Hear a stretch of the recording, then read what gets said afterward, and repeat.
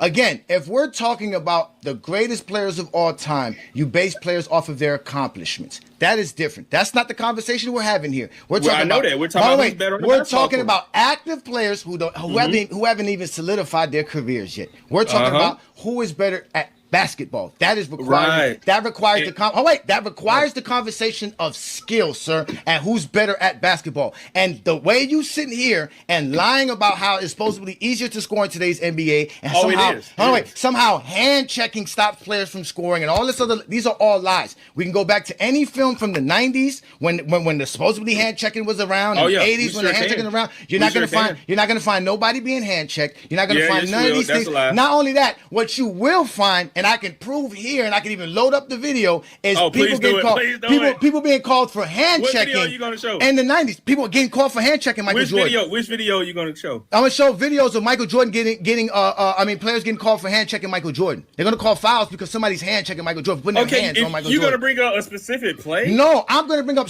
multiple plays where they're gonna call hand checking. Okay. Jordan, hand check foul, Willie Anderson. And you can see in the lower right and the left of your screen. 3 seconds. Jordan is fouled by Gerald Wilkins. The ball over.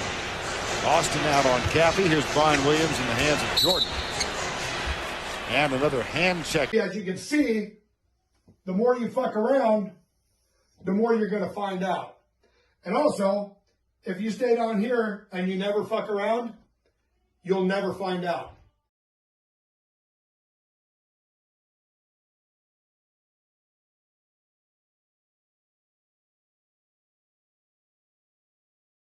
This show is rated GJK.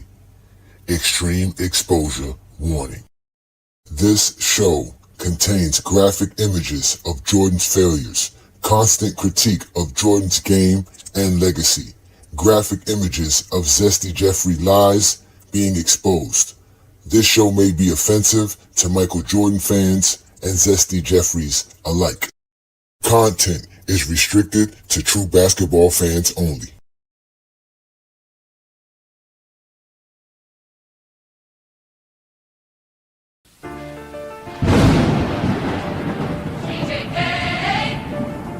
Grip keeper. Ajani the exposer. Piano daughter. Organ low, archive open. Foul on foul. Clip on clip, watch your mouth. Stand on it. Grip keeper. Grip keeper. Archive creeper. Archive creeping. Zesty talking. Zesty talking. Pan on leaking. Pan on leaking. Say he said it. Said he said it. Wet it clip. Let it flip. Run it back. Let me see it. GJK. Let it separate. Ajani pull the record. Let it meditate. They made the name. Not a name by it. Grip keeper. Walking through a dark light. Came in calm with the black fire. Don't smile. Whole clips in the stack pie. Let's take a step back, St. Luke. Talk long, still ain't laying one hoop. Blind vision saw the room get tight. No ball after the facts hit light. Our money switch lanes. Tossed again. King's Speech tried to sting, got pinned. This ain't yelling, this receipts on beat. Courtroom trap for the church keys deep.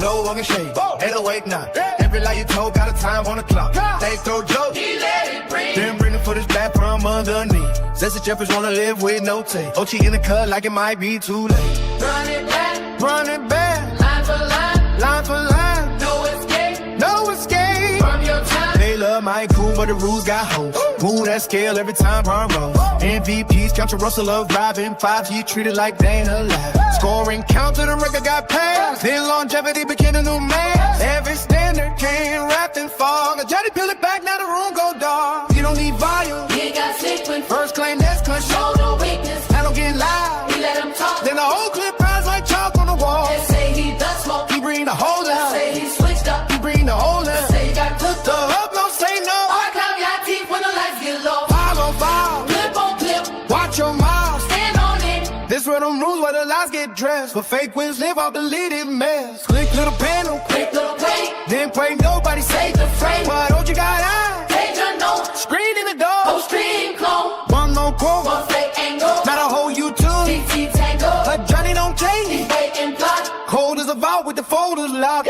They made Crib Keeper. He made it long. Now every zesty fear with the archive song. Now the ghost story, this a live autopsy. Rip criteria laid out sloppy. GJK. In the room, keep it clean. For the grip, hip and dig up everything.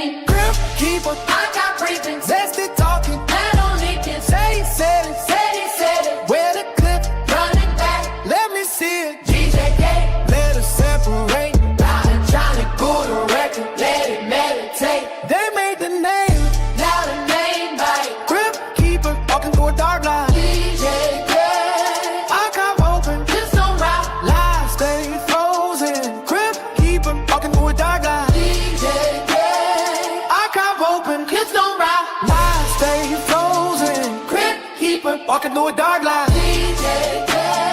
I cop open, please don't ride. Lies stay frozen. Crypt keeper. Walking through a dark line. DJ K. I cop open, please don't ride. Lies stay frozen. Lies stay frozen. Lies stay frozen. Lies stay frozen. TJK. TJK. Crew keeper.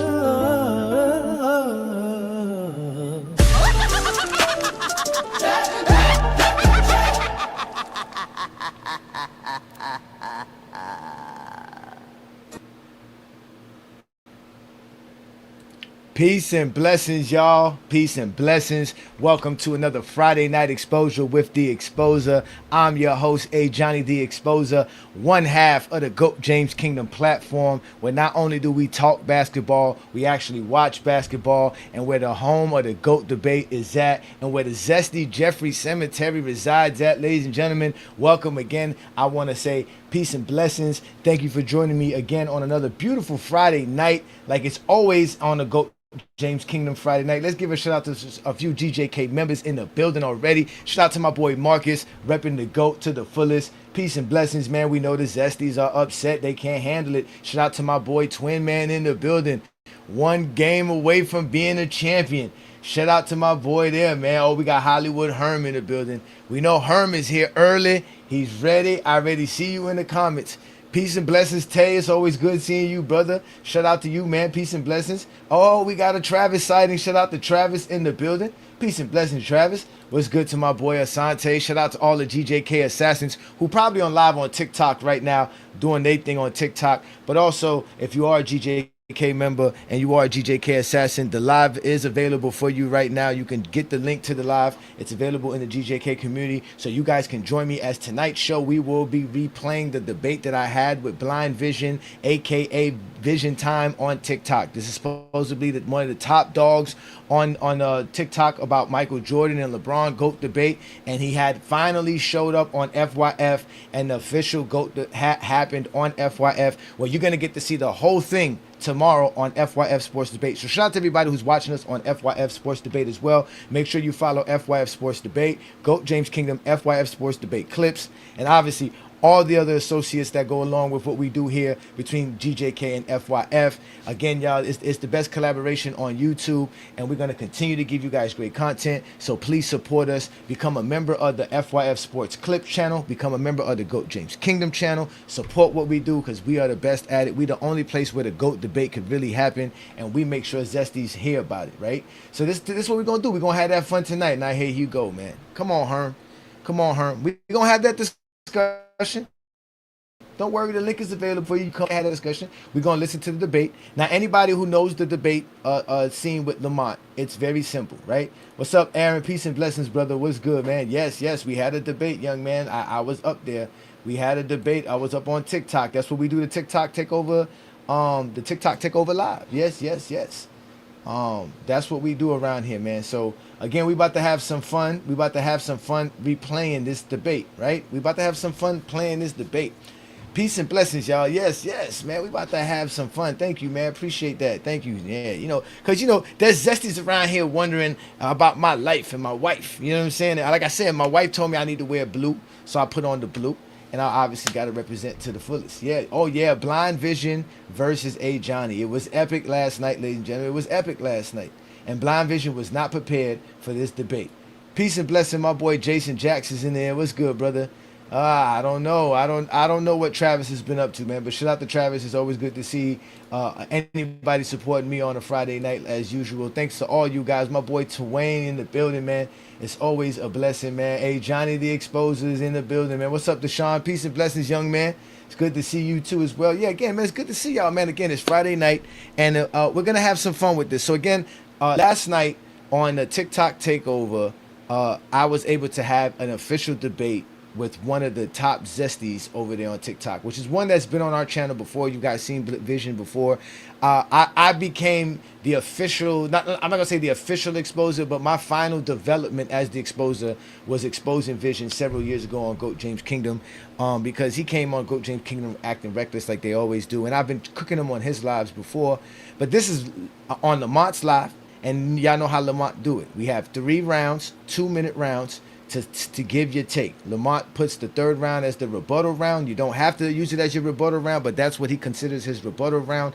But that was the debate. And obviously, Vision was upset at the end because of all the voting and how the voting process went, which, again, when you first show up on FYF Sports Debate, the voting will shock you because it is crucial, critical, critiquing of who you are as a debater. And some people are not used to hearing a bunch of dudes going at you about how you debated or what you said or what you didn't say, blah, blah, blah, blah.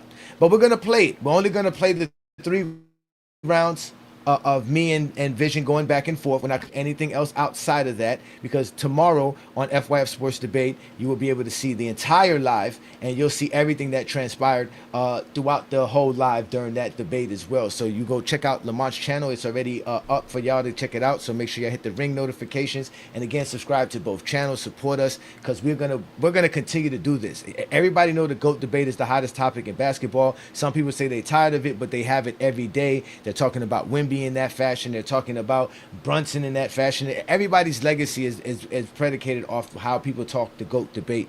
So again, peace and blessings to y'all. And if you guys are in the GOAT James Kingdom members community, you have access to live, and you can come right up and have a conversation with me, because again, this is going to be another GJK members only live. The rest of y'all could be safer in the comments, man. We're gonna have some fun here. Shout out to my boy Adrian Knight, another Zesty. I don't know if you got a chance to watch your boy get cooked last night, but again, this is what I do best, man. I put the Zesties in a box, man. You know what I'm saying? If anybody want to know how Vision is doing, he's doing just fine.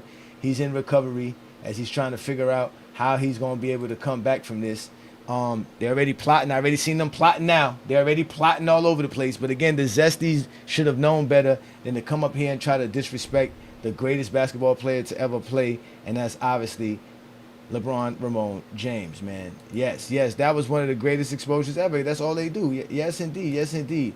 Yes. Y'all make sure to hit that like button, hit that subscribe button. Also, y'all make sure to obviously hype GOAT James Kingdom videos. YouTube allows you to hype videos that come across your feed. Please be sure to do that and give us an opportunity to be on that leaderboard. So, without further ado, we'll get right to it. So again, y'all, make sure you hit that like button, hit that subscribe button. What we're doing tonight is replaying the debate between Blind Vision and I will go ahead and give you guys my take and play-by-play, obviously, analysis. I heard somebody says that it's over for you when Ajani actually does film breakdown of your debate with him, and that's when it's truly over. So again, welcome to a Friday night exposure with the exposer. This is exactly what Friday nights are made for. It's made to get the exposure out there, destroy Zesty Jeffrey logic, put all Zesty Jeffries, like I said, they have been identified, marked, and cataloged, place them in the Zesty Jeffrey cemetery, and round them all up and get them out of here. So let's listen to the debate as we go. Vision will go first, then I will go next. It's going to get a little hectic with Vision because they always got something to say, but never enough to say about why Michael Jordan's the GOAT. Time is about to start. I got your 2-minute clock right here. And Vision, the conversation is, who is the GOAT of basketball? Michael Jordan. Vision, hold on, Vision. Hold on one second. Hold on, your time hasn't started yet. For everybody listening, so because the listeners also vote as well. The player that Vision has selected out of basketball history is Michael Jordan, and Ajani selected LeBron James. These are the 2 people that they are arguing for, and this is who is the GOAT of basketball. Vision, your time starts now, man. Go ahead and cook. Well, hold on now. I just want everybody to know. First of all, you said if I appeared, you would give me $100 because you need me for content purposes. Now, since you changed it, I understand you had to change it for me to win with the debate, which is no problem for me. It's going to be an easy win for me. No problem. I will accept that. Now, I am ready. Okay. So let's put you back on the big screen. I didn't know how get that the was RPs relevant. ready, by the way, for Ajani, by the way. Your time starts now.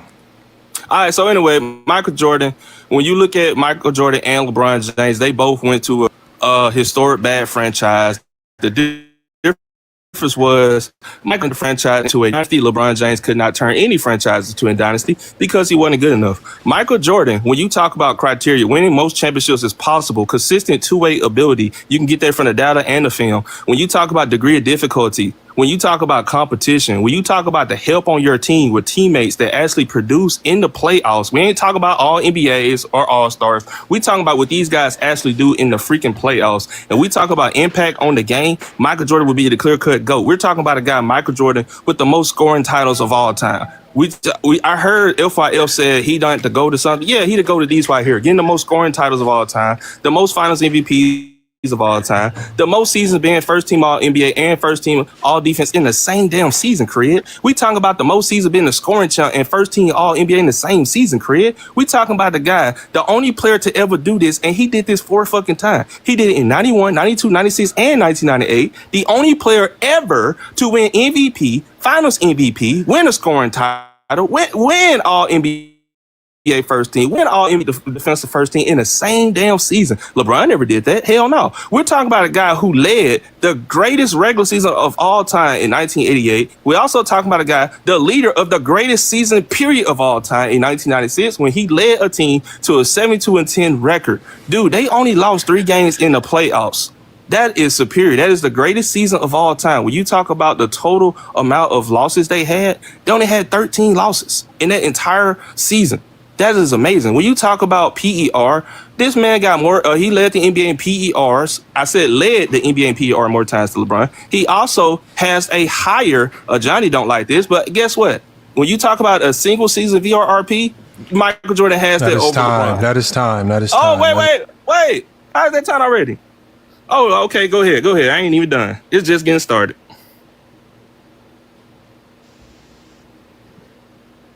Hello? Hello?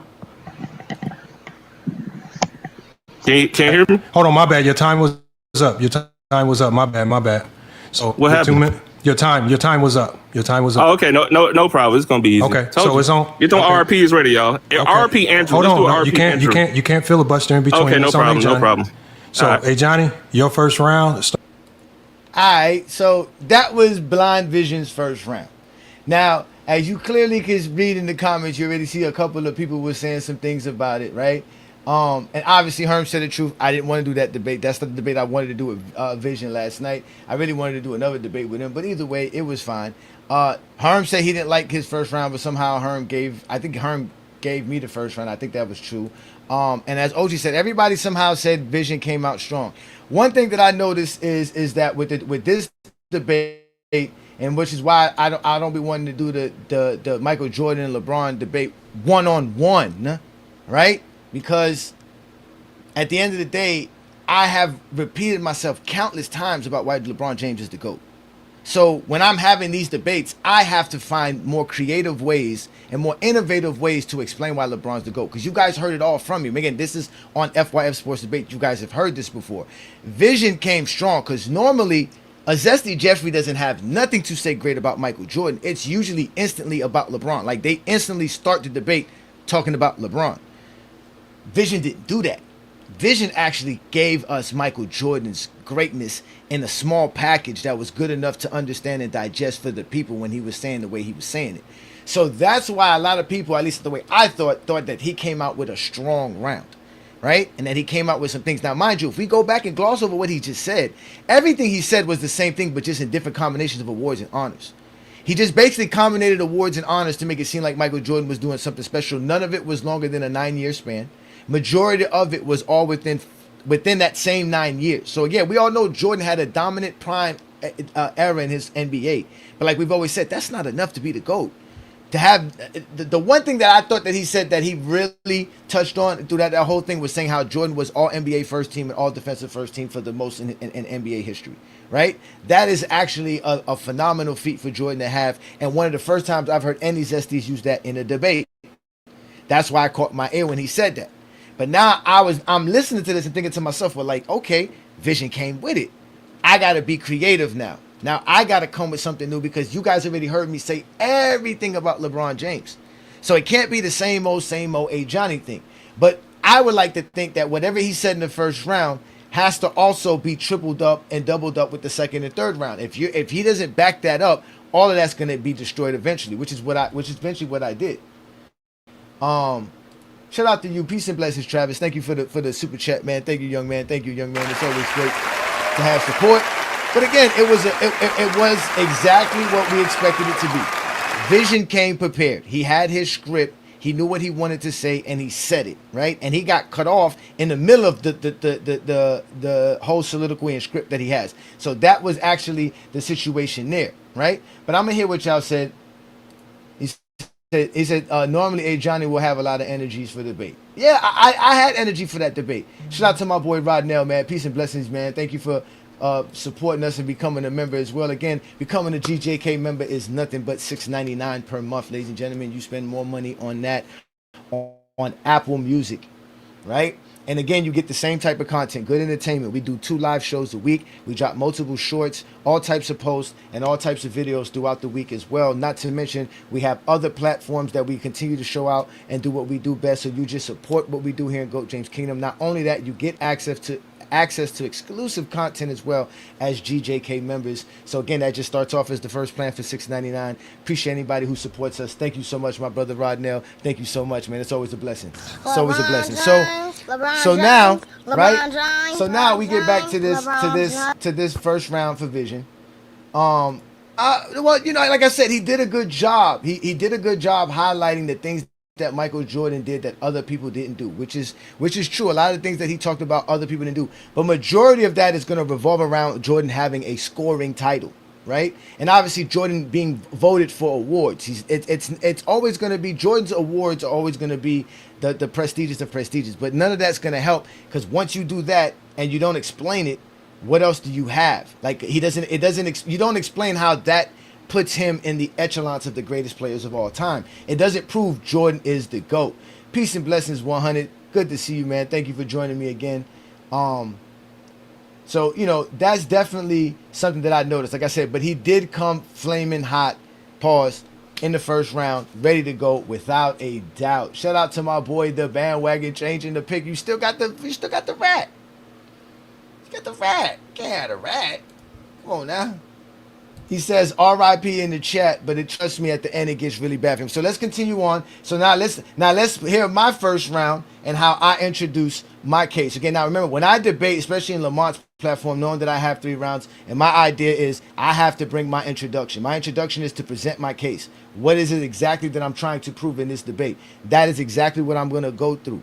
And then from there, I tailor out into the second round with more deeper emphasis on what I was initially talking about in the first round, and then in the third round I ended all with whatever that person was talking about, included whatever that I had to do it to end everything at the end. So that's usually how I attack a debate on Lamont's channel, because again, you only have 3 rounds. There's only so much you can say. So that is usually how I want to do it. I want to attack a certain subject, and I want to go at it in the first round to let you know what I'm going to be talking about.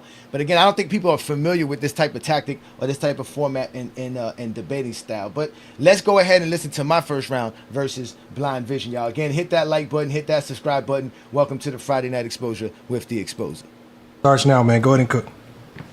All right, the conversation is the GOAT of basketball, ladies and gentlemen. This is a very simple conversation. The GOAT of basketball is the player who accomplishes the most accomplishments in NBA history. Well, when that is being said, that is LeBron Ramon James. Again, LeBron James is the youngest player to average 30 and the oldest player to average 30 in the NBA. He has the most All-NBA teams and the most All-Star selections in NBA history. Ladies and gentlemen, these are the 2 oldest awards in NBA history, even before the MVP existed. LeBron James has the most. That's amongst everybody who ever played the game of basketball. So when we're talking about what LeBron James has done, he has completely accomplished more than anybody else. Not only has he done that, he's the all-time scoring leader. Ladies and gentlemen, the all-time scoring leader is one of the prestigious awards in sports, not even to mention how it's the most prestigious honor to have in the NBA. To be the all-time leading scorer is definitely the most prominent accomplishment any player can do, and that's under LeBron James's name. LeBron James is a phenom that came out of high school.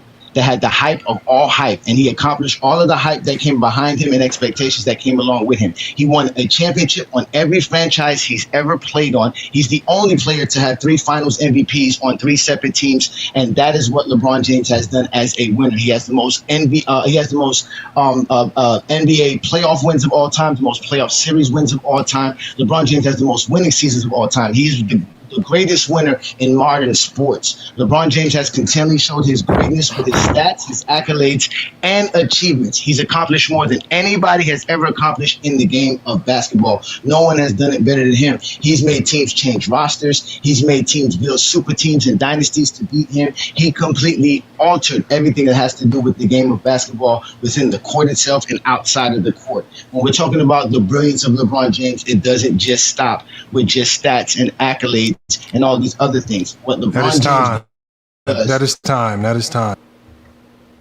All right, so that was my first round. Now, obviously, I was told my first round wasn't strong, and I can see why. Because like I said, people have an expectation for me to come out and always be on point and have everything ready to go.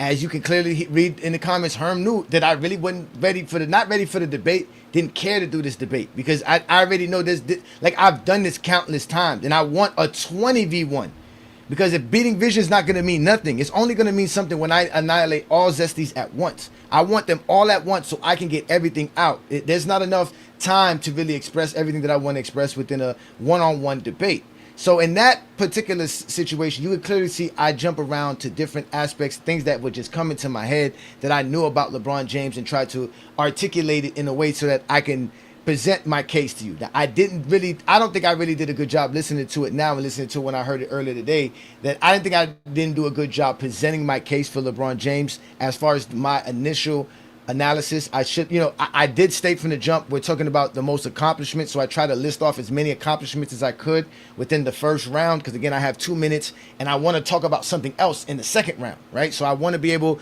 to get everything in there, and that's when I kind of ended by saying that it's not only about what happens on the court, but it's also outside of the court. So, and usually I'm able to finish everything within I'm usually good at sensing my time and how much time I have left.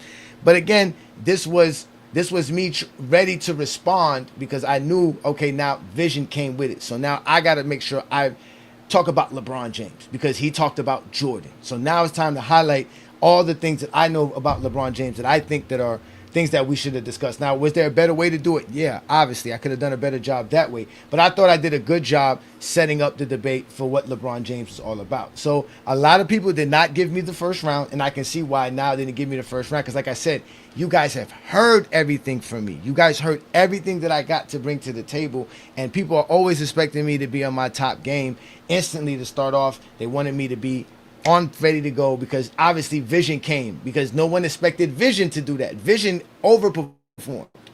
He came out firing, blazing, throwing haymakers like, oh, and usually I do take my time, feel my opponent out, see where we're going with this direction of this debate, and then I pounce on him, pause.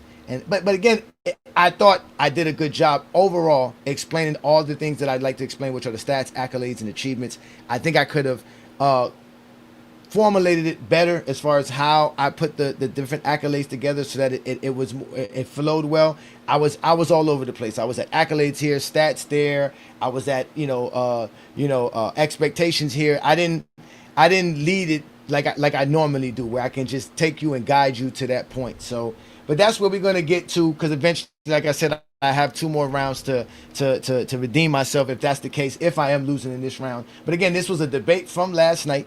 And this was on FYF GJK TikTok Takeover Live. Really, it was an FYF Live. I didn't even join the live till like 3 hours later or 2 hours later. And then we had the debate. So again, all this is going to be available on the FYF tomorrow at 1 p.m. This video will play. It will be the whole live that will display the entire time that Blind Vision showed up and the whole conversation with him and how it led to the debate and all that other stuff. And in fact, well, we're going to talk about it when we get to this. So let's get to the point to where Blind Vision gets his second round. Is it my turn yet? Hello? That's time. I'm about to put Vision on the big screen. So y'all, that's the end of the first round. So everybody listening and for the people on the panel, please make sure to remember y'all thoughts, remember the strongest talking points. And when we do go to the voting for the people on the panel, Please do not inject your personal opinions. This is only about what they say or don't say. So remember, keep that in mind, because if you say anything about how you personally feel, I'm going to have to kick you and get a new voter up here. All right? So, Vision, this is the start of the second round. Y'all heard what they had to say in the first round. Keep y'all notes the other. Vision, your second round starts now, man. Go ahead and cook. All right, so first of all, this is why he's no match for me. First of all, we talk about facts, not opinions. It is opinion that he believes LeBron is the most accomplished. It is an opinion he believes that LeBron is the best winner. You can also have the most losses in NBA playoff history. Then we talk about the guy that won a championship in 18% of his career. Yes, LeBron James only won a championship in 18% of his NBA career. So he said that is not good for LeBron James. Also, when you talk about winning a championship with the #1 offense in the world, Michael Jordan did that 4 times, LeBron James 0. Also, Michael Jordan has anchored #1 defenses. LeBron James 0. Michael Jordan was 2,000 points, 8,000 points, 30,000 points. Michael Jordan has better advanced stats when you talk about PER, win shares per 48, and box plus minus, and offensive rating. The only thing LeBron James are going to lead is those accumulative stats because he played longer. So when we talk about the most playoff series, the man won 24 playoff series. Okay, when we talk about finals game score, LeBron James does not have a finals game score as high as Michael Jordan. Michael Jordan has a 24.6 finals game score to LeBron 22.9. Michael Jordan is a better regular season performer. He's a better playoff performer and a better finals performer. In fact, we have seen this. There has never been a series when you can say Michael Jordan performed like 2007 or 2011 LeBron James, and we don't even have to be biased on it. That is a fact. That is considered one of the worst superstar meltdowns in NBA history. Also, MJ had a 3,000 point season and he had 6 2,500 point seasons. LeBron James ain't have any of those. Also, when we talk about Michael Jordan being dominant, Michael Jordan, when you talk about in the regular season, Michael Jordan leads this over LeBron, points per game, steals per game, blocks per game, less turnovers, and better free throw percentage. So based on those per game stats, he clears LeBron James. Also, when you talk about defensive player of the year, not just rings, he also got defensive player of the year over LeBron. He also got defensive teams over LeBron. He also got scoring titles over LeBron. He also got slam dunk titles over LeBron. He also got MVPs and final MVPs over LeBron. Also, LeBron James has had more time. That is time right there. Oh my God, man! Shout out to Gil, man. If that's you, Gil, bro. Gil. He said game score, finals game score. These dudes love these analytics that have nothing to do with the game of basketball, and that you don't even have time to explain in a debate. People don't know what a box plus minus means. People don't know what none of these things mean. People don't know what a PER means. These are just like when if anybody who studied the OJ case would know this. One of the big reasons why they were able to get OJ off was because the entire case that the prosecution had was predicated on this thing called DNA that no one understood. It was hard to explain it. It took too much. There was no story behind it. It was just these weird DNA figures and numbers and charts and markers. People didn't understand that. The jury didn't understand that. The people didn't understand that. Nobody understood that. It never registered that this is how he was involved in this crime. And then on top of that, Johnny Cochran turned around and used it against the prosecution. So here it is. He brought up all of these things about Michael Jordan. Now this is where he completely, like I said, they don't know Michael Jordan's career. Now everything is what makes Jordan better than LeBron makes Jordan the GOAT, right? Again, they think the debate is LeBron versus Jordan when we're having a GOAT debate. Who's the greatest player of all time? We can have the conversation who's the better player between LeBron and Jordan. I can have that debate. That's not the problem, right? But I'm trying to have the GOAT debate again. And now mind you, Lamont put money on this. Whoever wins this debate was going to win $100. Right? So there was actually money put on the line. Lamont made it real zesty.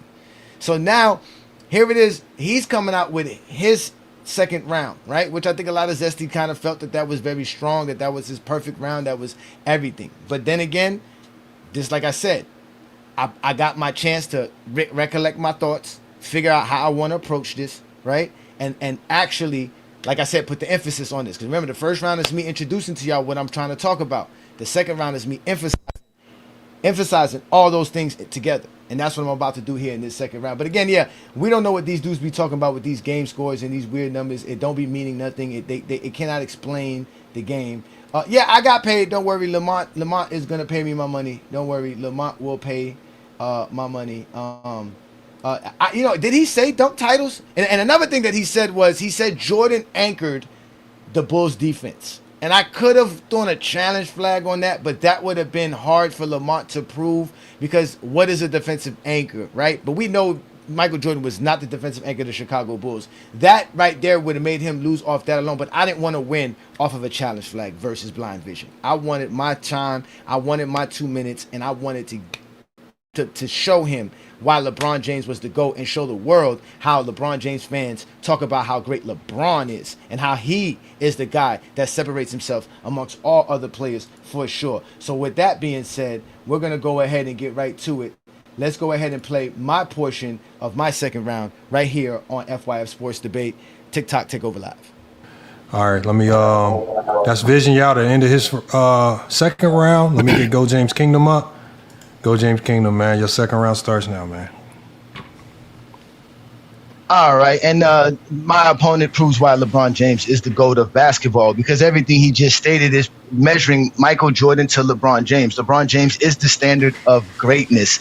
This is why everything he's mentioning for Michael Jordan has to be compared to LeBron James because LeBron James accomplished so much in the NBA. As I stated before, yes, when we're talking about statistically, LeBron James leads in more statistical categories all time than Michael Jordan does. He also leads in playoff statistics more than Michael Jordan does. And again, across the board, not against just Michael Jordan. He is all time in over 10 statistical categories in the playoffs alone as a basketball player. So the accomplishments within the stats are shown within that. He is the only player to have 20 years of 25 points per game average in a season. And that's why he's the greatest scorer of all time and has the all-time scoring record. No one could do that.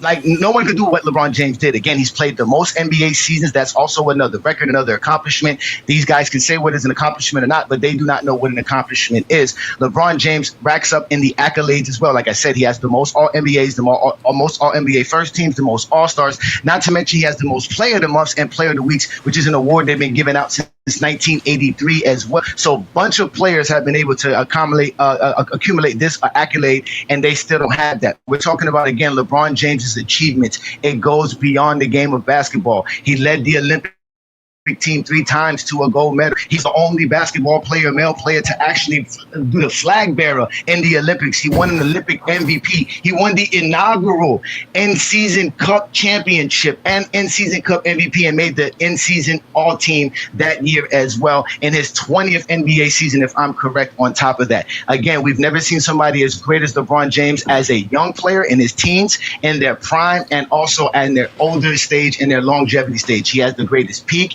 He has the greatest prime. He has the greatest young career. He has the greatest old career. That is time. That is time.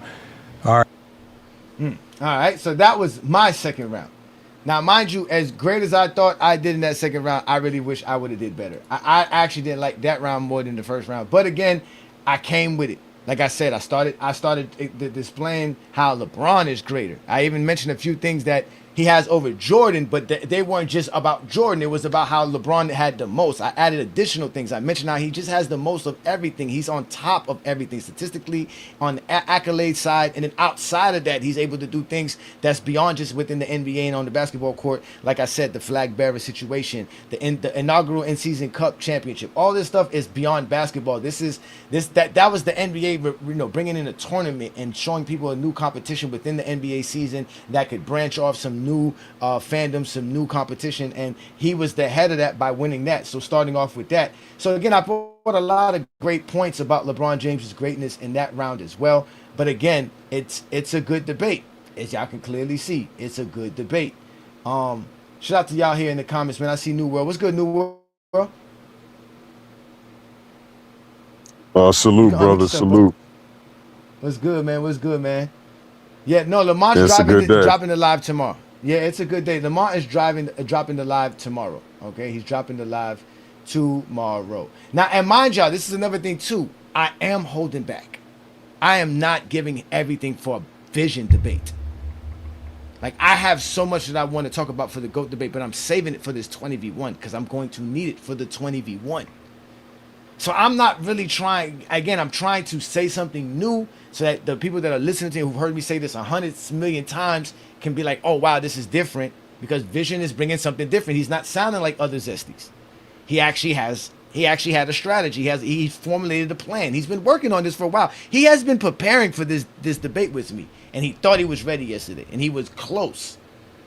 He was close, but no cigars. I didn't even think it was that close because in reality, he didn't get enough votes to really win anything at all. But you were there, New World.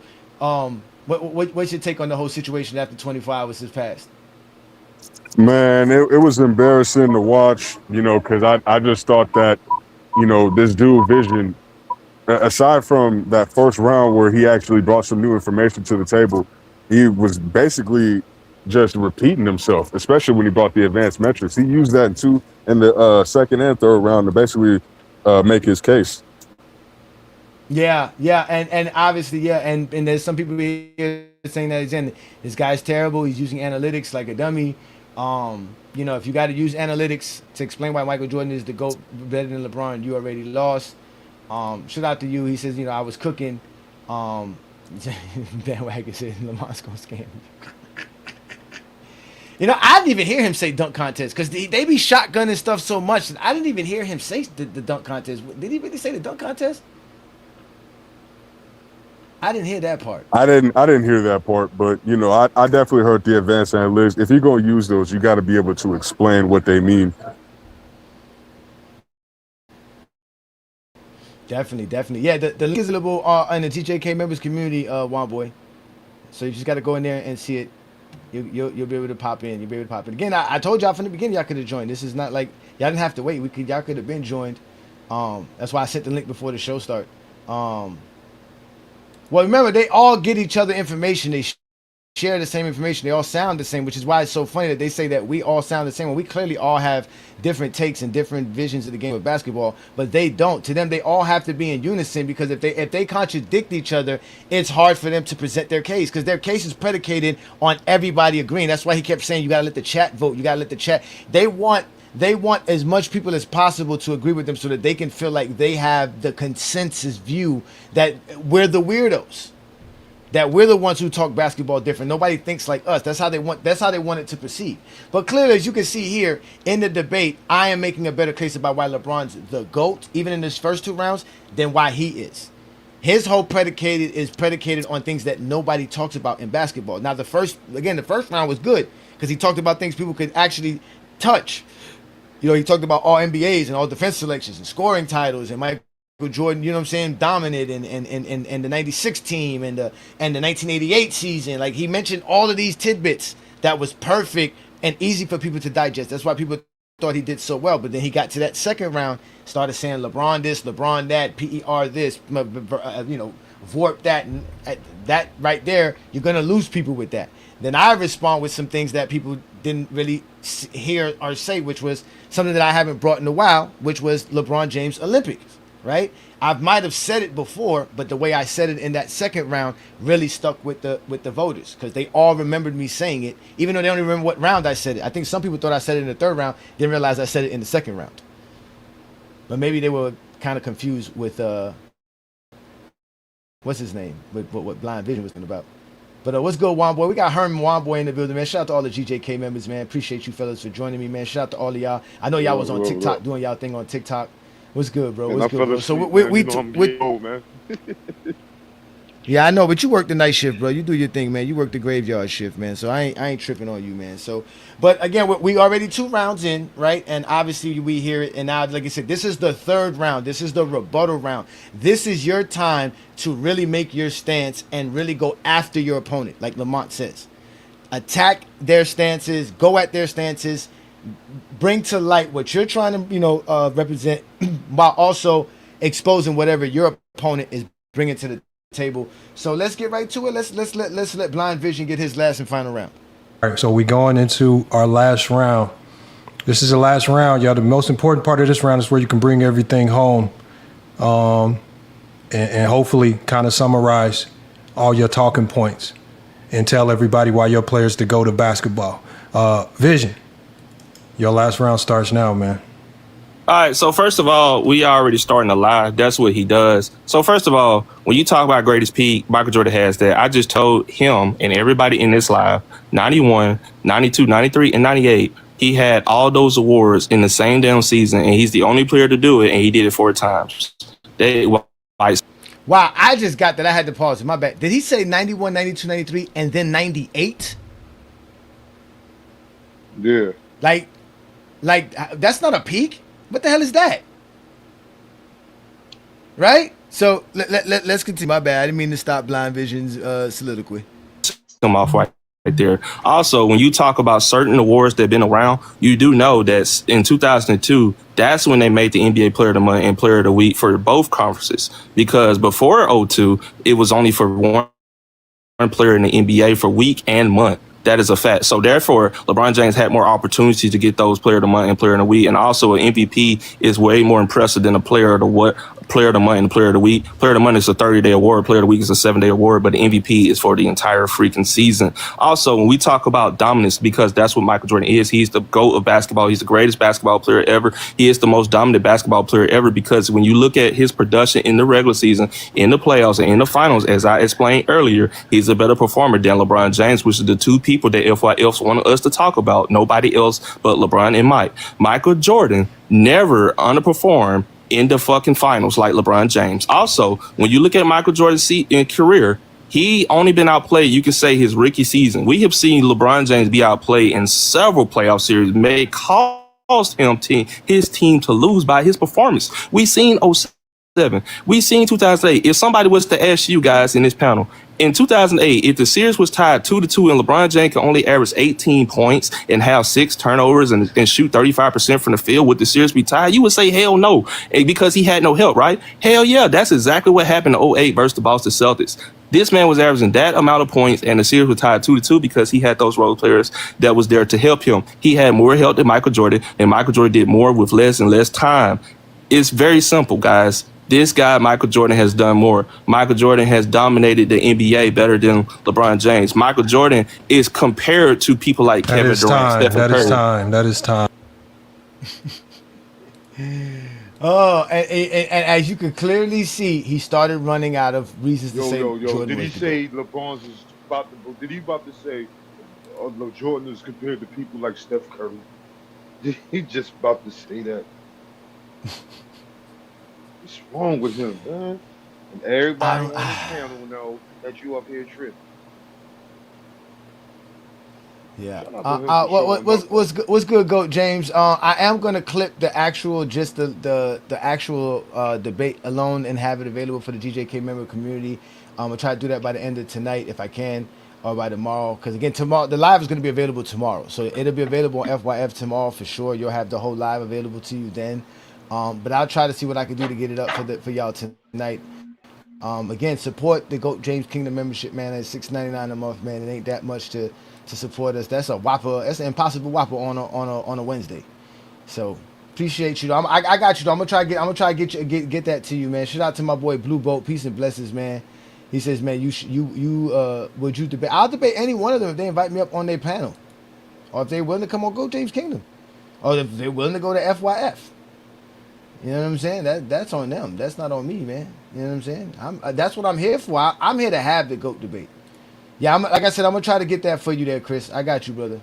I'm gonna try to get that for you. But his last round was a dud.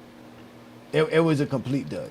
He didn't have much to say there. It was all the same rhetoric, narrative. And he started off by calling me a liar, which again, any real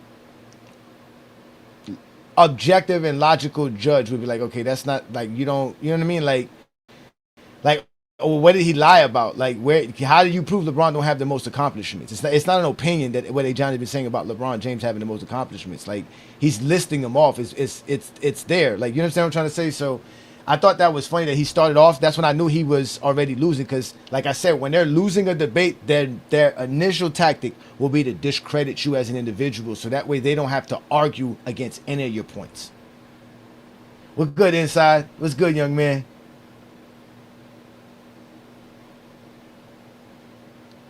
That's what we should have got. We should have got that. We can't hear you, Inside, if you're trying to speak. Your mic is on, but you're not. We can't hear you. That mic is trash. right? I mean, That mic is trash. I can tell how you Y'all was can in the hear me now? debate. You didn't Yeah, want we to can hear you. do it We can hear though. you. Yeah, go ahead, Herm.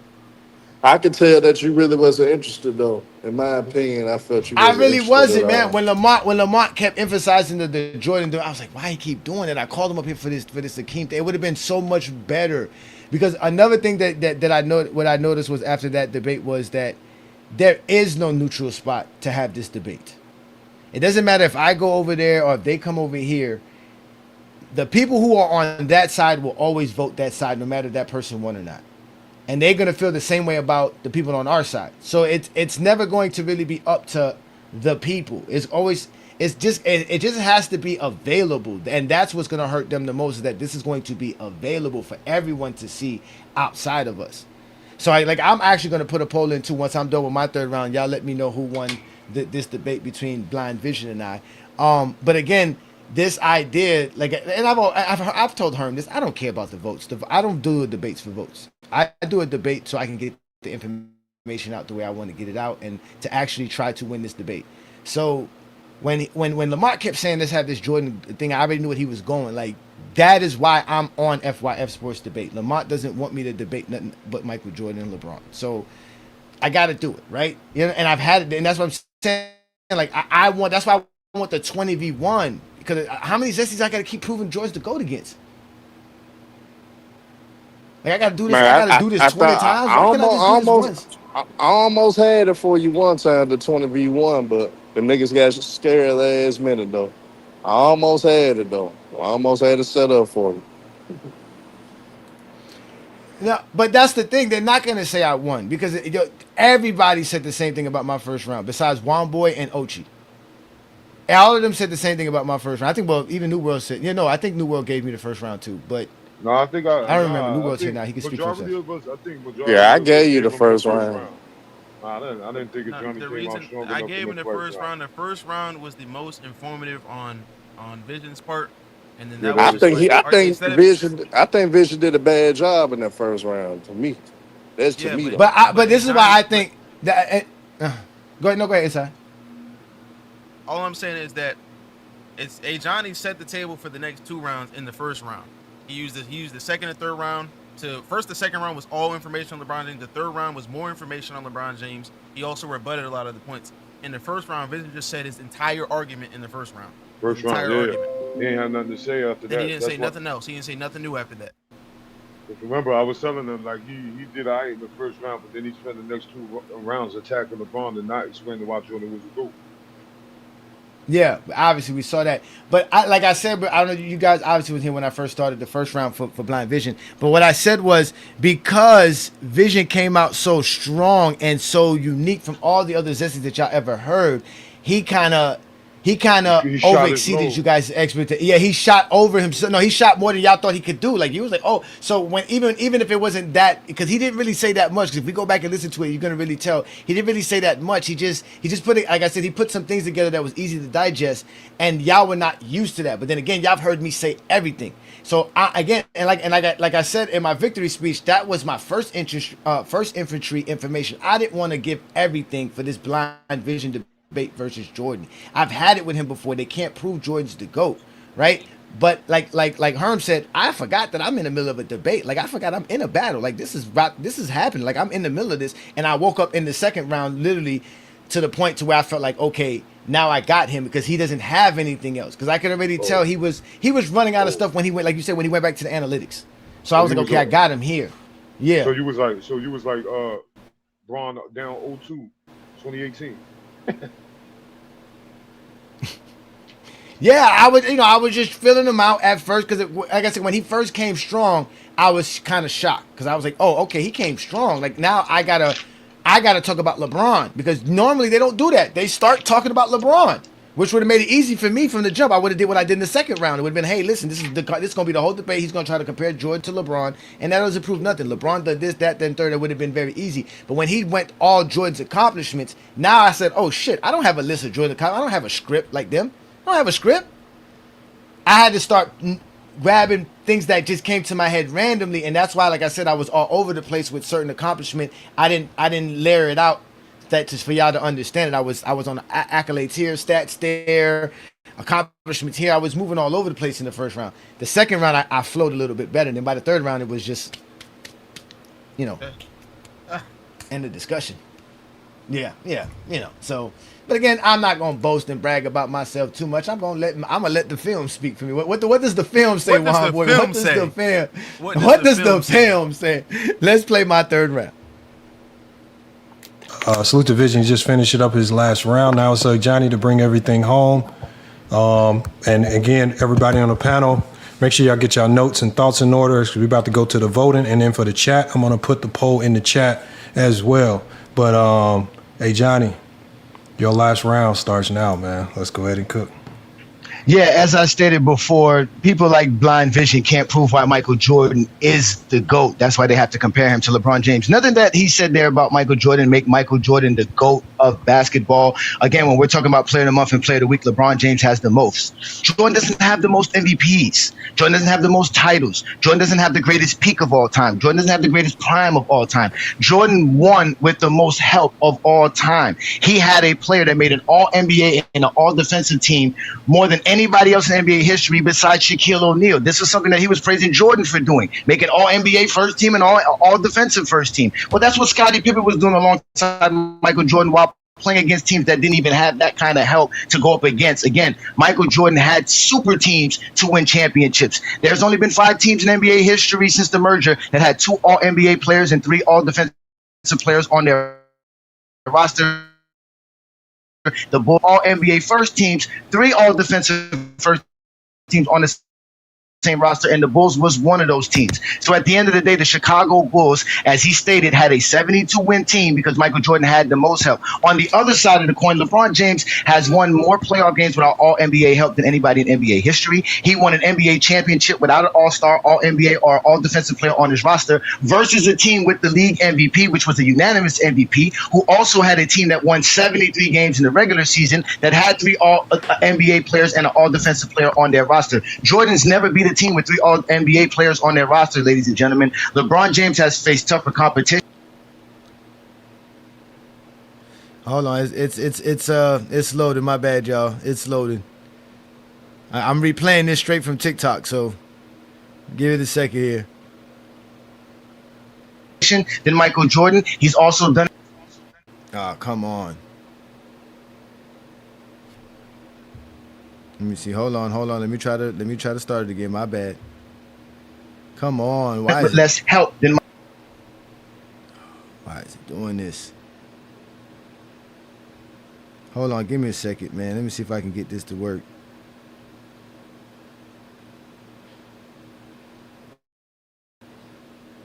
Why? Okay, hold on.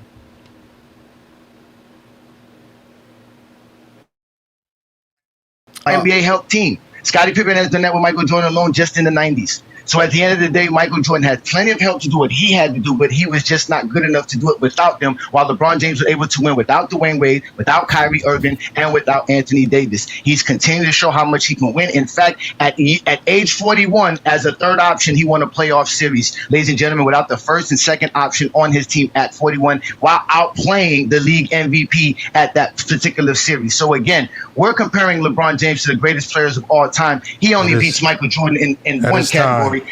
Okay. That is time. Salute to everybody. All right, so that was obviously the end of my round.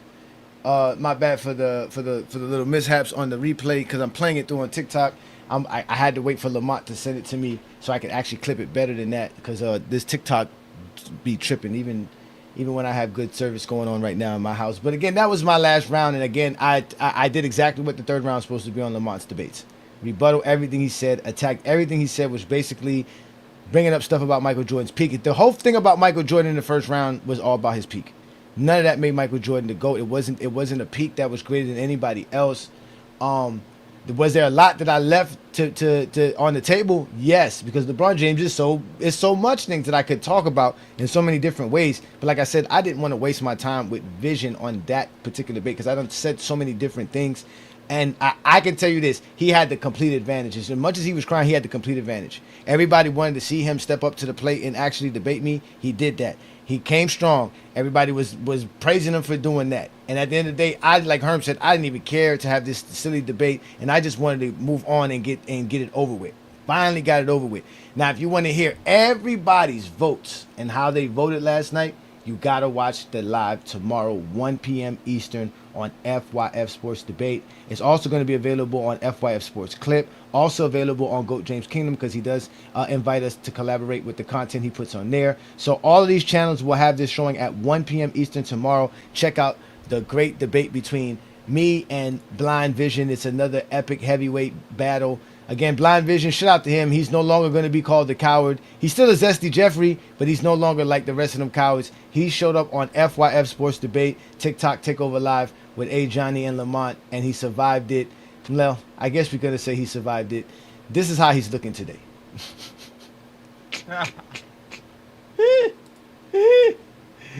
This is how he's looking today. I saw somebody put in the comments that this is why he was mad on TikTok today, that he was upset on TikTok. So again, it's not my fault. They called me out, and again I will pop up on this channel. We will have some more fun. So we would definitely have some more fun. So with that said, I'm gonna put it in the comments. I'm gonna put a poll up for y'all. Y'all let me know who y'all thought won the debate. Again, it's just for I guess, you know, for information purposes. It's just for fun. But tomorrow, Lamont will also put a poll up too, and that will also be available for all the people who are watching the live. So y'all make sure, again, to support us. Hit the like button, hit the subscribe button. Also, all our videos. Check out the GOAT James membership. Check out FYF Sports Clips membership, and support us on Facebook, Instagram, TikTok, and especially on Twitter, because we're trying to grow on Twitter as well. Twitter's so difficult to grow on. It really is. It's not really easy to grow on. But like I said, it's been 24 hours, and let me get y'all boys' take, man. What did y'all think of the debate? What do you think are going to be the repercussions? How does he recover from this? And what is your advice for your boy Ajani? Because I know I kind of disappointed y'all. You just got to motivate yourself, man, and start get back active in the debate scene again. That's truly what you got to do. Force what vision got to do. You got to go back to the drawing board. And I think he need to, if he want to redeem himself, he need to do a real basketball topic debate and challenge his basketball knowledge, and we can see what he got. Other than that, you cool, you straight. It's just that shit you went into it, and you just gotta remotivate yourself. Honestly, I appreciate that. You know, that's kind of crazy because I was like, you know, sometimes you have a bad night, but I don't know if I really had a bad night. I just think that Vision was just so different. I don't think nobody thought Vision was gonna come with that kind of fury and fire. So shout out to him. He was ready. Nah, he's still a coward. He's still a coward because he went up there only after y'all had to beg and plead for this man and basically dangle $100 in front of his face. He wasn't trying to come up there, man, and have a real conversation with y'all. He came up there and was reading off of his notepad just to have a debate. I know that because of watching Ghost. No man-to-man D, game it on D, way too small for the lock and Ghost. Oh shit. Yeah, we ain't giving Blind Vision no credit over here, man. You don't get no credit over here. Yo, Lamont, what happened last night, dog? Nah, my bad, y'all. I had a he pulled the Houdini act. No, I was on the phone with a 6'8" shooting guard, man. That you became a priority. Lamont, he got the ability to event creator. Is he an event creator? He's an event creator, Lamont. Bro, he averaged. I don't know what he do, but he averaged 26 a game in high school, man. I had to lock that in. 6'8". No, I didn't get the call last night, Lamont. What you talking about? You said 6'8" shooting guard, average 20. Yeah, that's me. Oh man. Nah, listen, that was on me. Yeah, I'm still motivated. I just want my 20v1. Yeah, I think because beating Vision, I feel like I wasted. This is nothing. There's still another 25,000 Zesties out there that I got to go conquer and destroy.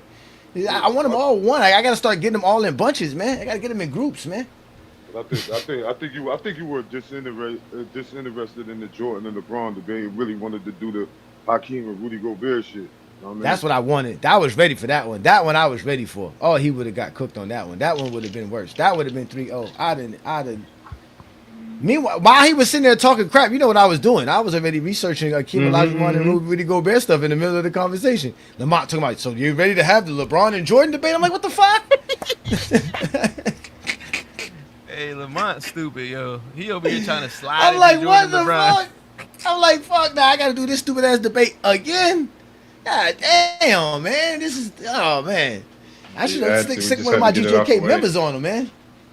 Because I know, the only reason why I did that is because, just like with Maz, if you try to force any other debate on them, they just gonna run and they're not gonna do it. That's true. That's the only reason why. Yeah, they're not gonna do it, man. I've seen how they crumble. You try to talk about anything other than LeBron Jordan, they getting up out of there. They're gonna make up an excuse. He had the script. Yeah, he gonna act like Juan Boy said something to him that hurt his feelings. He gonna run or something. I don't know, man. They gonna cry. He was crying about me. He's like, well, he's like, FYF. Look at he composed, bro. No, he did a short. He tried to go after Juan Boy. He tried to go after Juan Boy to derail the live. That's what I was saying. Yeah, he tried to. Yeah, he tried to. Juan Boy, I was so happy he kept it composed because I know Juan Boy. Man, I know he was on mute. Like, man, this thing. Yeah, he was trying. He was just trying to get an excuse to leave. That's it. Yeah, man.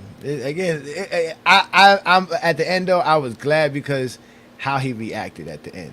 It was, and what for me the thing that I really take out of all of this wasn't even the fact that I won. It was the fact he had no one show up for him. Like none of his peoples showed up for him. Like all the times that Vision has his live eligible and let people, like all of those dudes, they left him by himself, just like Jordan fans would normally do. You on your own, player. Like we're not a team in this one. Like they didn't come for nothing. I don't know why he thought the chat was gonna help, but I think the same thing happened when he came to our show on Sunday.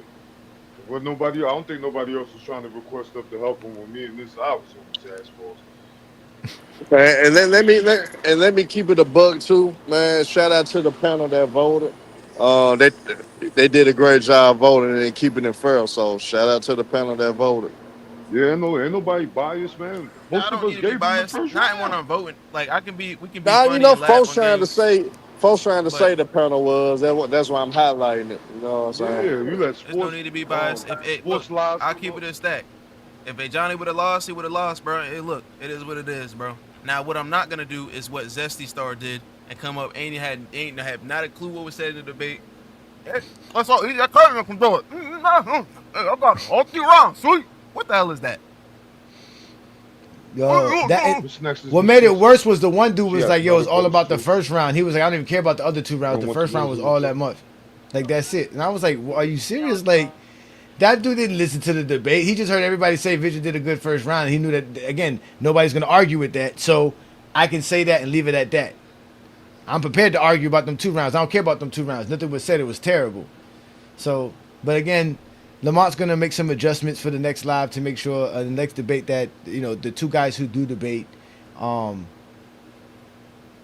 know, it's fair. Like Herm said, everybody knows that it was fair. And I think Lamont highlighted that as well, that the judges realizes that they have to be fair because when it's their turn, they want people to be fair for them. And hopefully now this shows people that the debate can happen formally, structurally, right, diplomatically, without issues.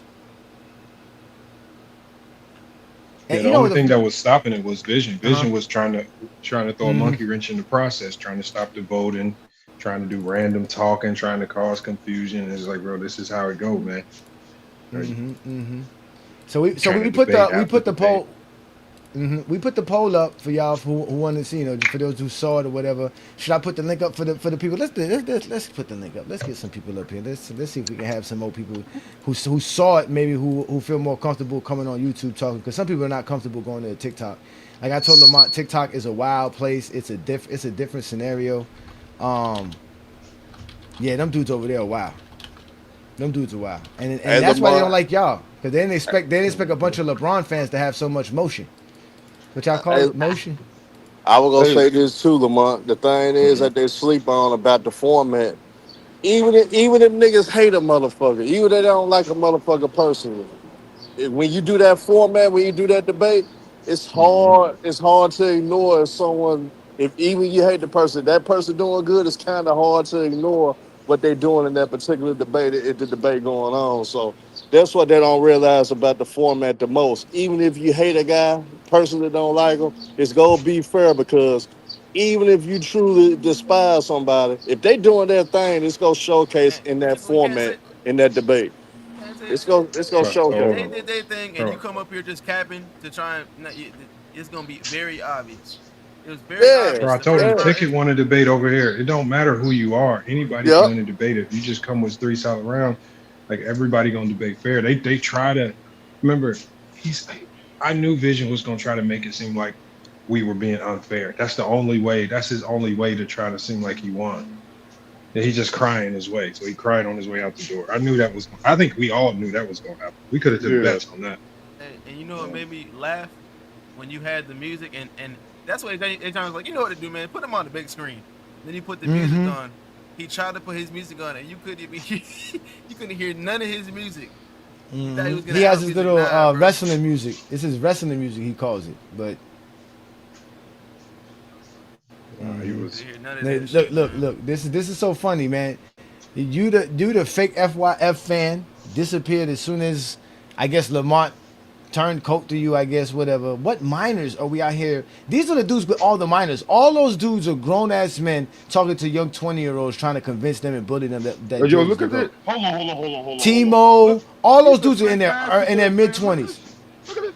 Yo, this is George. Like, Yeah, you this is couldn't George, crop the man. Crying photo ass out. George. You got Oh the man. YouTube. You got the YouTube. What is he thumbnail, talking the about, AP. You got this off of. You screenshotted He a YouTube hit off of Google. Look at this shit. Kobe should be disappointed, and you couldn't get a better Lamont, picture they than that. upset. They upset that inside Olo, Ochi, these young dudes are supporting GOAT James Kingdom. Like they to them, we're brainwashing a young generation. They project everything that they do on us. Yeah, Literally, that's what they do. Inside, brainwashing with the film. they in my DMs on TikTok said they crying about you. Talking about, they said inside, why you got inside botting his channel? He getting all them views. I'm like, man, if y'all don't get up out of here with that, man. That's what they tried to say. They crying to me about it. Oh yeah, Hey, they yo, hurt. They hurt. They hurt. Hey, When yo, they go see your live, they see you got 130 people watching, 140 people watching, and Bro, they you was you mad. got your formula. They don't know how to they don't know how to handle it. Hey, They yo, crying. They mad at me. what they starting to do now is just send little kids into the chat trying to corrupt it. People dropping M-bombs. Whoa, that shit happened like 10 times today.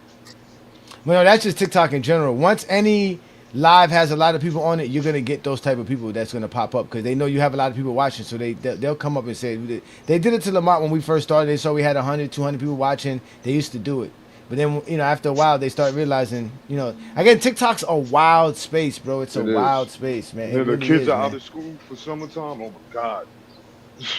Oh yeah, it's about to even get more crazy. Matter of fact, again, y'all, school is out. Make sure you lock make sure you don't leave no properties in your car. This is where kids start stealing stuff out your car. Hey All man, kind of stuff start that shit happening. was a little funny when that boy kept trying to come up on y'all shit though. And I was like, yeah, Man. I was Get like, out that of was here. wild, bro. I They said do that it to was wild. Chilltown too. They do it to Chilltown all the time. That's why Chilltown's got moderators. They do it to Chilltown all the time. It's that ain't impossible way age restrictions can be set on videos though. I think so. It can be, How? but it can't really. It's easy for them to get online to lie about their age. One dude said he was 18. We asked him what his birthday was. He said February something, 2002. And you know what's crazy? And you can tell they wasn't ready for that question. I said, because when he came, I said name and age. That's what I had to start doing now. Because why are you? You know what I'm saying? I said name and age. Something 18. I said when's your birthday? February blah blah blah 2002. Right? How are you 18 and you were born in 2002? Man, next guess, man. But what is bot? If I'm botting, how are we getting 60, 70K likes on the lives? No, how y'all getting that many people in? Because I can see how many people y'all have wait just to come up. They have Yeah, like you 50, be having 60 30 people trying to get Yeah, up there. y'all be having 30, 40 people waiting to come up. I be like, yo, this is crazy. I was like, Now, what the now, hell? who else got debate set up Hey, though, Lamont, man? we gonna have to lock inside in the room and start getting some of them fucking Yeah, we're gonna secret have to sauce, interrogate man. You him, gotta but get all that secret we need sauce, that nigga. formula.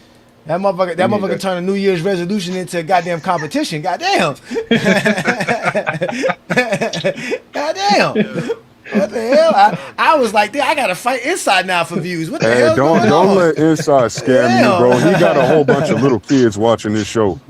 He got a whole bunch of little kids, nigga. They all came from the same daycare to pull up to the Hardwood Authority. I don't know where they came from today. Am I tripping? We ain't do nothing. I don't know where these kids I don't know came what that was Inside. I thought it was the same person because they all had like the same voice, and I was like, bro, that can't be different kids, bro. That has to be the same person spamming you, nigga. Like, That it has little to be. kid came on there and said, well, Tim Duncan probably in 5 years gonna have to get up from the table. He was trying to get that Tim Duncan shit off. All right, bro. Nah, bro, they had the same take too. That's why I thought they were the same person.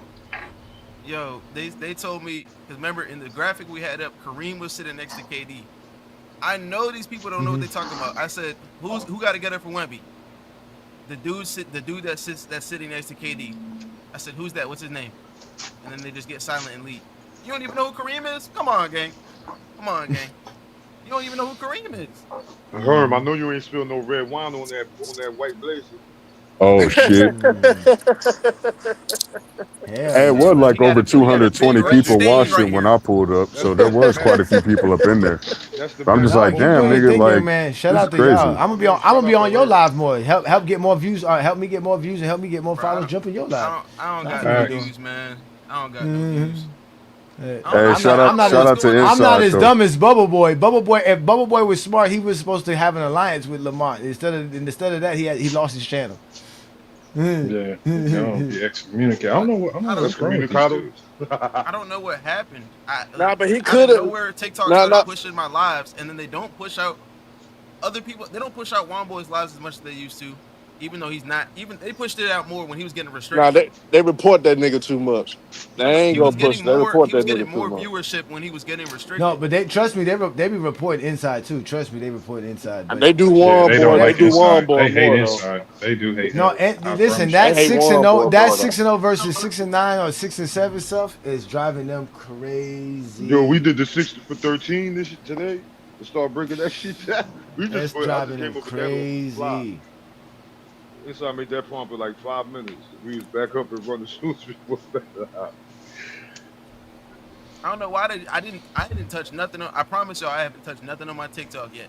All I did was I just kept going live, and they are literally, I don't know, they just pushing that shit out. I don't know, but I'm gonna keep going.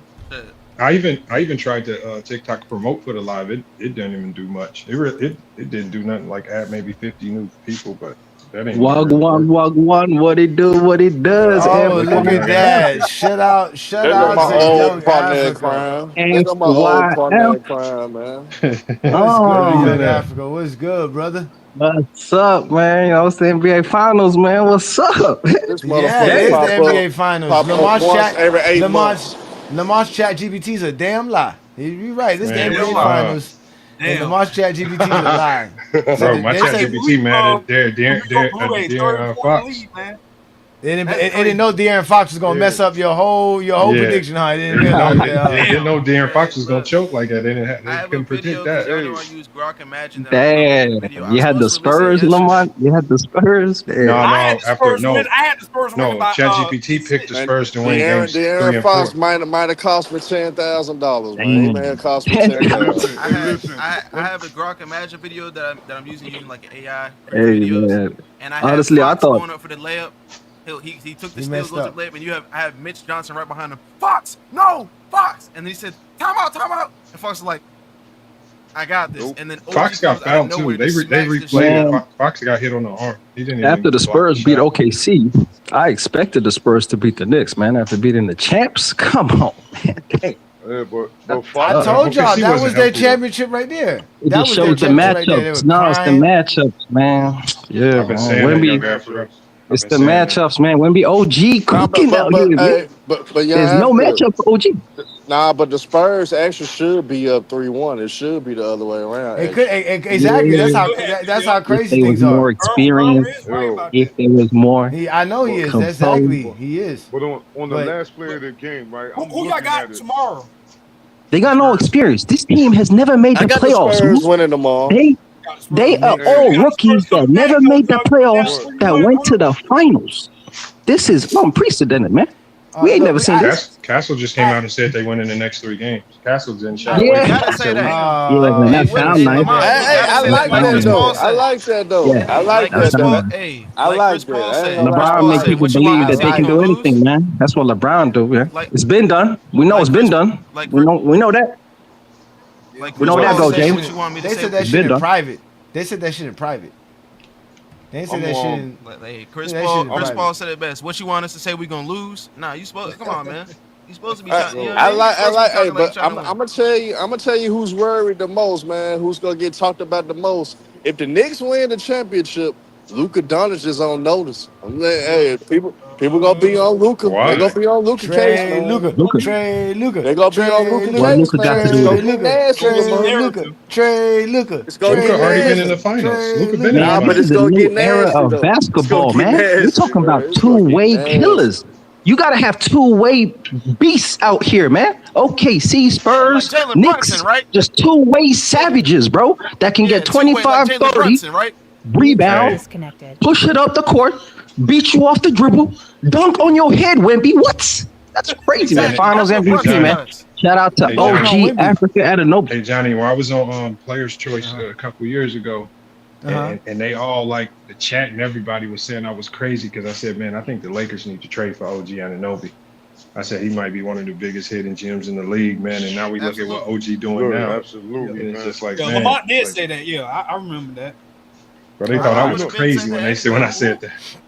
Man, OG been like that since. Yeah, the 2019. OG. Yeah, remember that? Yeah, he getting a lot of love right now. He got. There's not many players like OG in the NBA, man. They keep Not many. leaving him open in the corner. He man. foolish, man. Yeah, the dumb shit of Wemby, like Wemby playing that roaming defense and helping on every penetration is dumb shit, bro. You can't leave fucking how you rotated off OG every fucking That's what the game plan is. shit. That's their game And plan. that's coaching. That comes back he's to the a- coach. Where you at, Yeah. coach? I don't know Because where no, you but at. the problem is that they run a small team. They run one big man, 4 little men, really. So when he's outside the paint, who's rebounding? Yeah, and being that you said that, right? That's why. But they're not even committing to a zone. They still playing man up, and they just making Wemby choose. No, because you can't play zone against Knicks. You'll get lit up. You crazy. You got Brunson out there. Also, You got Carl Anthony Towns out there. You can't play no zone. You in trouble. Bryant could have played at any moment. It should have been the last moment of the game. You want him on Brunson, so Wemby could be down there to rebound. Because Fox, dumbass, soon as Brunson got the ball, he leaves Ochi wide open. What we say, the most dangerous man is the one taking out the ball. So when the shot goes up, there's no body to box OG out. Well, he went to go double team, and Brunson was smart enough to shoot the ball. They didn't put anybody on the inbounder. That's what left OG open. Exactly. So nobody picked OG up. No, but the guy that was on OG was Fox, though. Pick up the inbounder, Yeah, man. no, but what I'm Fox saying is a it's harder to box veteran. him out when you don't put a body on him at the start of the possession. Yeah.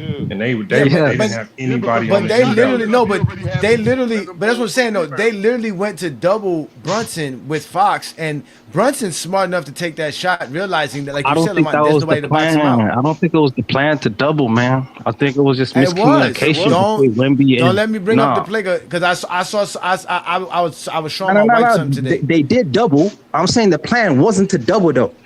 That wasn't the think it plan. was. Why That double didn't you? look like a double. I don't. So y'all think Fox did that on his own? Yep. It looks like Yeah, it. man, It this didn't was on look like a real double. Bro, Because you have Wemby on Brunson. You don't need a double. You don't need You crazy? He hit a three That far on from the Brunson rim? just a jump. He It hit don't a three matter. on. He hit a three just I'm before gonna live that. with that. I'm gonna live with him making a tough shot over Wemby to win the game. I'm not. You don't need to double when you got Wemby on him. You just don't. Yeah, because when That was dumb Brunson on passes Fox. to OG open for the three. I find it hard. Well, you know what? Isn't that why He could Mike have Brown popped got too. That's right. Mike Brown got fired for for talking about De'Aaron Fox in the same fashion, right? De'Aaron Fox did something in the game, and he was saying De'Aaron Fox wasn't supposed to do it, and he specifically told him not to do it, and he actually did something he was specifically told not to do. Yeah, Fox had a lot of mistakes at the end of that game. Yeah. He was Fox might be another Johnny, another you're Rozier. right. That did happen, Johnny. That did happen. He got fired because what he said about Fox on that closeout interview, and then Fox went around to the front office talking about I can't play for Mike Brown. Even Fox doesn't have a lot of playoff experience, bro. He had that one playoff run in Sacramento, bro. That one light the beam fucking run that they weak as fuck, bro. He ain't got shit when it comes to experience in the playoff. What he got to teach Wemby and freaking Castle and shit? Guess who the coach was? Mike Brown. So Mike Brown offensively already knows the weaknesses of what he doing. He knows how to take advantage of report. I find it weird that all of a sudden this team's inexperienced. After they whooped on the OKC thing, nobody was talking about they're not experienced. Everybody said this team is ready. Now they're inexperienced. I told y'all before the series started how good the New York Knicks were. They were ready for this moment. If you up 30 and you give up a 30-point lead, that's coaching, bro. Yeah, bro. But there ain't no player issue. There's no. I could have coached the rest of that game and won. Anybody. I mean, you have 30-point lead. I'm not losing. What you think? That is the only way you blow a 30-point lead, though. Coaches are the only ones that blow 30-point leads. Why not at least slow the tempo down? They don't have the ability to slow the tempo down. Yeah, you know what? Why not just slow it down? You got Wemby. I don't know, Lamar. You know what? At the top of the. I was watching it with the wife today. We was watching the whole thing, the comeback in the second half. To be honest with you, man, Lamar, everything had to be the Spurs messing up and the Knicks doing something improbable. It had to be both. Like it couldn't have just been one or the other. This completely blew my mind about basketball. Like I've never seen nothing like this before, Lamar. I can't even explain it. It's crazy what happened. But I say it's simple because when you're up that big, the only thing the other team needs is more possessions. So every time you take a quick three, every time you do something silly, turn it over, the other team loves it. Like it's just like putting more life in them. And I could just see the life coming back to New York when they cut it down to 15. And I'm like, I don't know what New York is doing. They just keep doing these quick shots. They're doing all this stuff. And all they got to do is run clock. Just burn 24 seconds every possession. You win the game. And they wasn't doing that. They were playing their normal game, and I think they felt that they were on fire. That's why they kept shooting. Yeah, those can anybody man. Can anybody explain why Castle only took 7 shots? I don't know. He was in foul trouble, man. He was in foul trouble for parts of the game. But yeah, okay, that's gonna happen. But yo, man, it's crazy how Wemby can't just command the person in the post, hold the ball, and just orchestrate offense. Even just hold the ball and just cut us off ball. Cut us off ball, actions off ball, champagne running off. And it's not easy. Come on, man. You gotta get him the ball. You gotta get him the ball. Y'all be acting like it's just like somebody just gonna let you make a pass to Wemby. Like they're guarding your man, so now it's hard for you to make that pass. We were talking about that. We were just talking about that during the live. I get that. It's not young. It's not young. It's called defense. Y'all got to start deep. Young Africa. Stop coming with zesty Jeffrey logic. It's called defense. It's called defense. It doesn't work. Posting doesn't work. Just because you're 7'7", 300 pounds, nobody's gonna just let you post up. They got guys who work their whole life to stop you from doing what you do best. Like you're not just. Karl Anthony Towns can't even post up. He can't even post up. They got champagne on him. Telling me Joel Embiid doesn't post up. Nikola Jokic doesn't post up.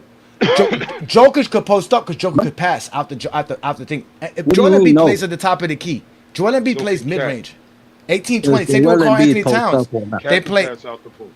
Joker posts up because he could pass. They all post up. Karl Anthony Towns posts up. That. You know why they can post up? Not like because that. Not like that. To post up. He ain't strong enough yet. He can't hold his freaking position in the post. He can't even hold a man down while he's catching the ball and just flexing and keeping his position with his pivot. He can't do that yet, man. That's what he too tall, bro. He don't even know how to use his body yet, man. This man is an alien weirdo. But hey, Says somebody who's not 7'5" and can't do half the shit that Wemby does. Have you seen what Wemby does on a 7'5" body, sir? What are you talking about? Where do you guys come up with this nonsense from? This is not Ticket TV. This is GOAT James Kingdom. We have changed how people talk basketball. We do not talk basketball like this, sir. We do not talk basketball like this. We talk basketball like real basketball people. Listen no more. Don't even listen.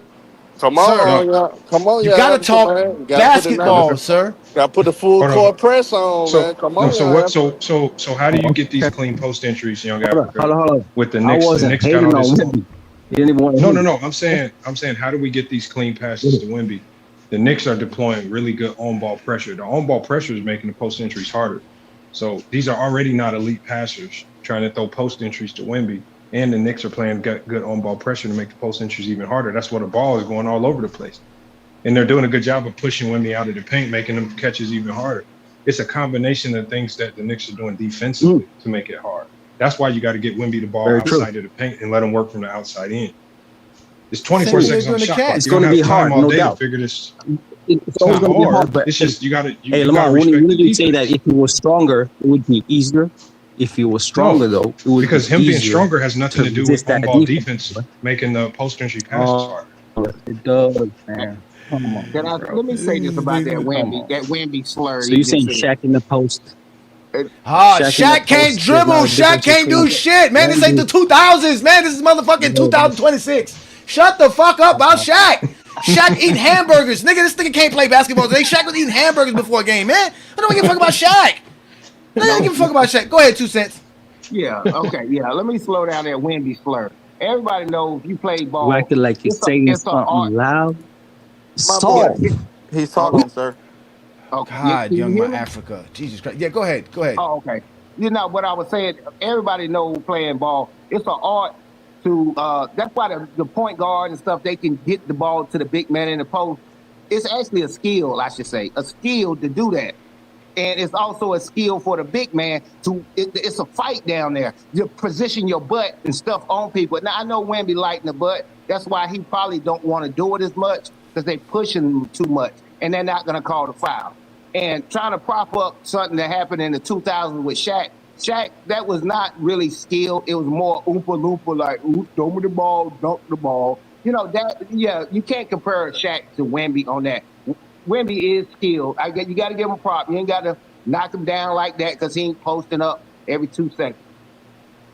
I don't understand why people keep thinking post up. It's like y'all don't get how good today's NBA defense is because teams play team defense. There's a reason why you basically tussling and trying to get in position. I'm over here causing havoc on everything else that you're trying to do. We watched Karl Anthony Towns have, I forgot who it was, pent down underneath the basket, ready for the ball. Alvarado couldn't get him the ball. Yeah. Like he just couldn't get it to him. It was KJ. It was KJ. Yeah, it was KJ. It doesn't matter. Like, again, the way teams play defense today, bro, that's why you see them doing actions 30, 40 feet from the rim. Because the defenders are on them. I was just listening to the live we had today, Lamont, for your show, and I was talking about when the guy Eddie asked, what does Bronny James do? And I said LeBron James was an elite defender, right? And I was trying to explain how he does his good job. And I was just talking about him as far as coming into college. I wasn't even talking about him as far as like all NBA players, just out of all the players that were drafted the last 2 years. He's one of the best defenders coming in the NBA the last 2 years, right? But that's how many great defenders there are across the board that when Bronny James is elite, that people don't even want to give him the recognition for it. They don't play stubborn sports like that anymore. Because I grew up in that era. It's like they would do like, no, forget that. Man up. You check him. They running scheme on people, on big men. That's like, dang, he can't get a shot off. Yeah, because the coach is running a scheme to make you do something else. I'm not going to let him beat me doing X because he's great at it. That's why you can't. Wemby is still, he'll beat everybody else, but not these NBA coaches mapping how we going to beat him. You get a guy in the front, guy in the back, or get some help defense. It's hard to. They're going to beat him across his head every time he come down there. That's why he's doing everything at 100 miles per hour.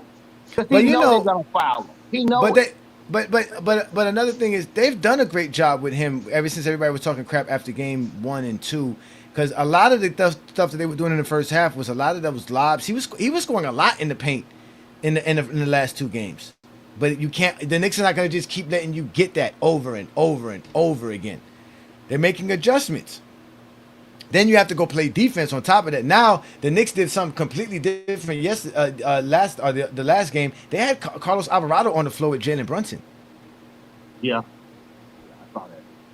While they had Josh Hart on the floor. So now who does Wemby guard? Josh Hart or Alvarado? So they put him on Alvarado, and all of a sudden Alvarado's now making plays. Because Wemby been guarding OG. If you know that, a lot of times that's how Fox and Wemby ran out to block that 3-pointer, and OG got a clean run because that was Wemby man trying to double team, so there was no box out available, so he cut through and jumped higher than everybody that was there.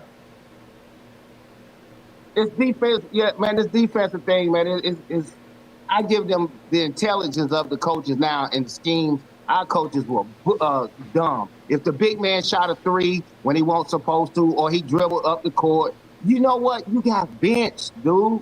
That's what they used to do to us. You should bench them. They suck. They can't dribble. I would bench Shaq too if he started trying to be like Joker. You can't do that. You ain't Joker. You ain't got the skills. It's fine. You ain't got the skills. You can't do it. Now, that'd be one thing if somebody had the skills and you weren't letting them do it, but they never had those skills. You wasn't good at bringing the ball up. We were not going to let you bring the ball up, Shaq. You don't know what the hell you doing. You don't have body control. Man, you're not messing up our offense. Nah. It was only a couple of guys that were tall that they would let you handle the ball like that. Thank you. Magic Johnson was one of the first pioneers to put a big man that big and they letting them dribble. It was okay. Lamar Odom, them guys like that, they real tall. They really could dribble. The guys wouldn't even practice that. On their skill, make that a skill, dribbling. Shaq ain't practicing dribbling. No, because coach is not going to let you do it. If he catch you doing it, I'm sitting you on the bench. It was no. It's not that they couldn't do it. That's what people don't understand. I'm like, no, it ain't that they don't have the skills. It wasn't allowed to. Yeah, I don't see it. If you can't do it, you can't do it. Because when we talked to what's it called, Sharon about that, Sharon didn't say that. Sharon said that what's his name was eligible to take as many three pointers as he wanted to. Damon Stoudemire. There was no coach that was saying, nah, you can't shoot as much threes as you want.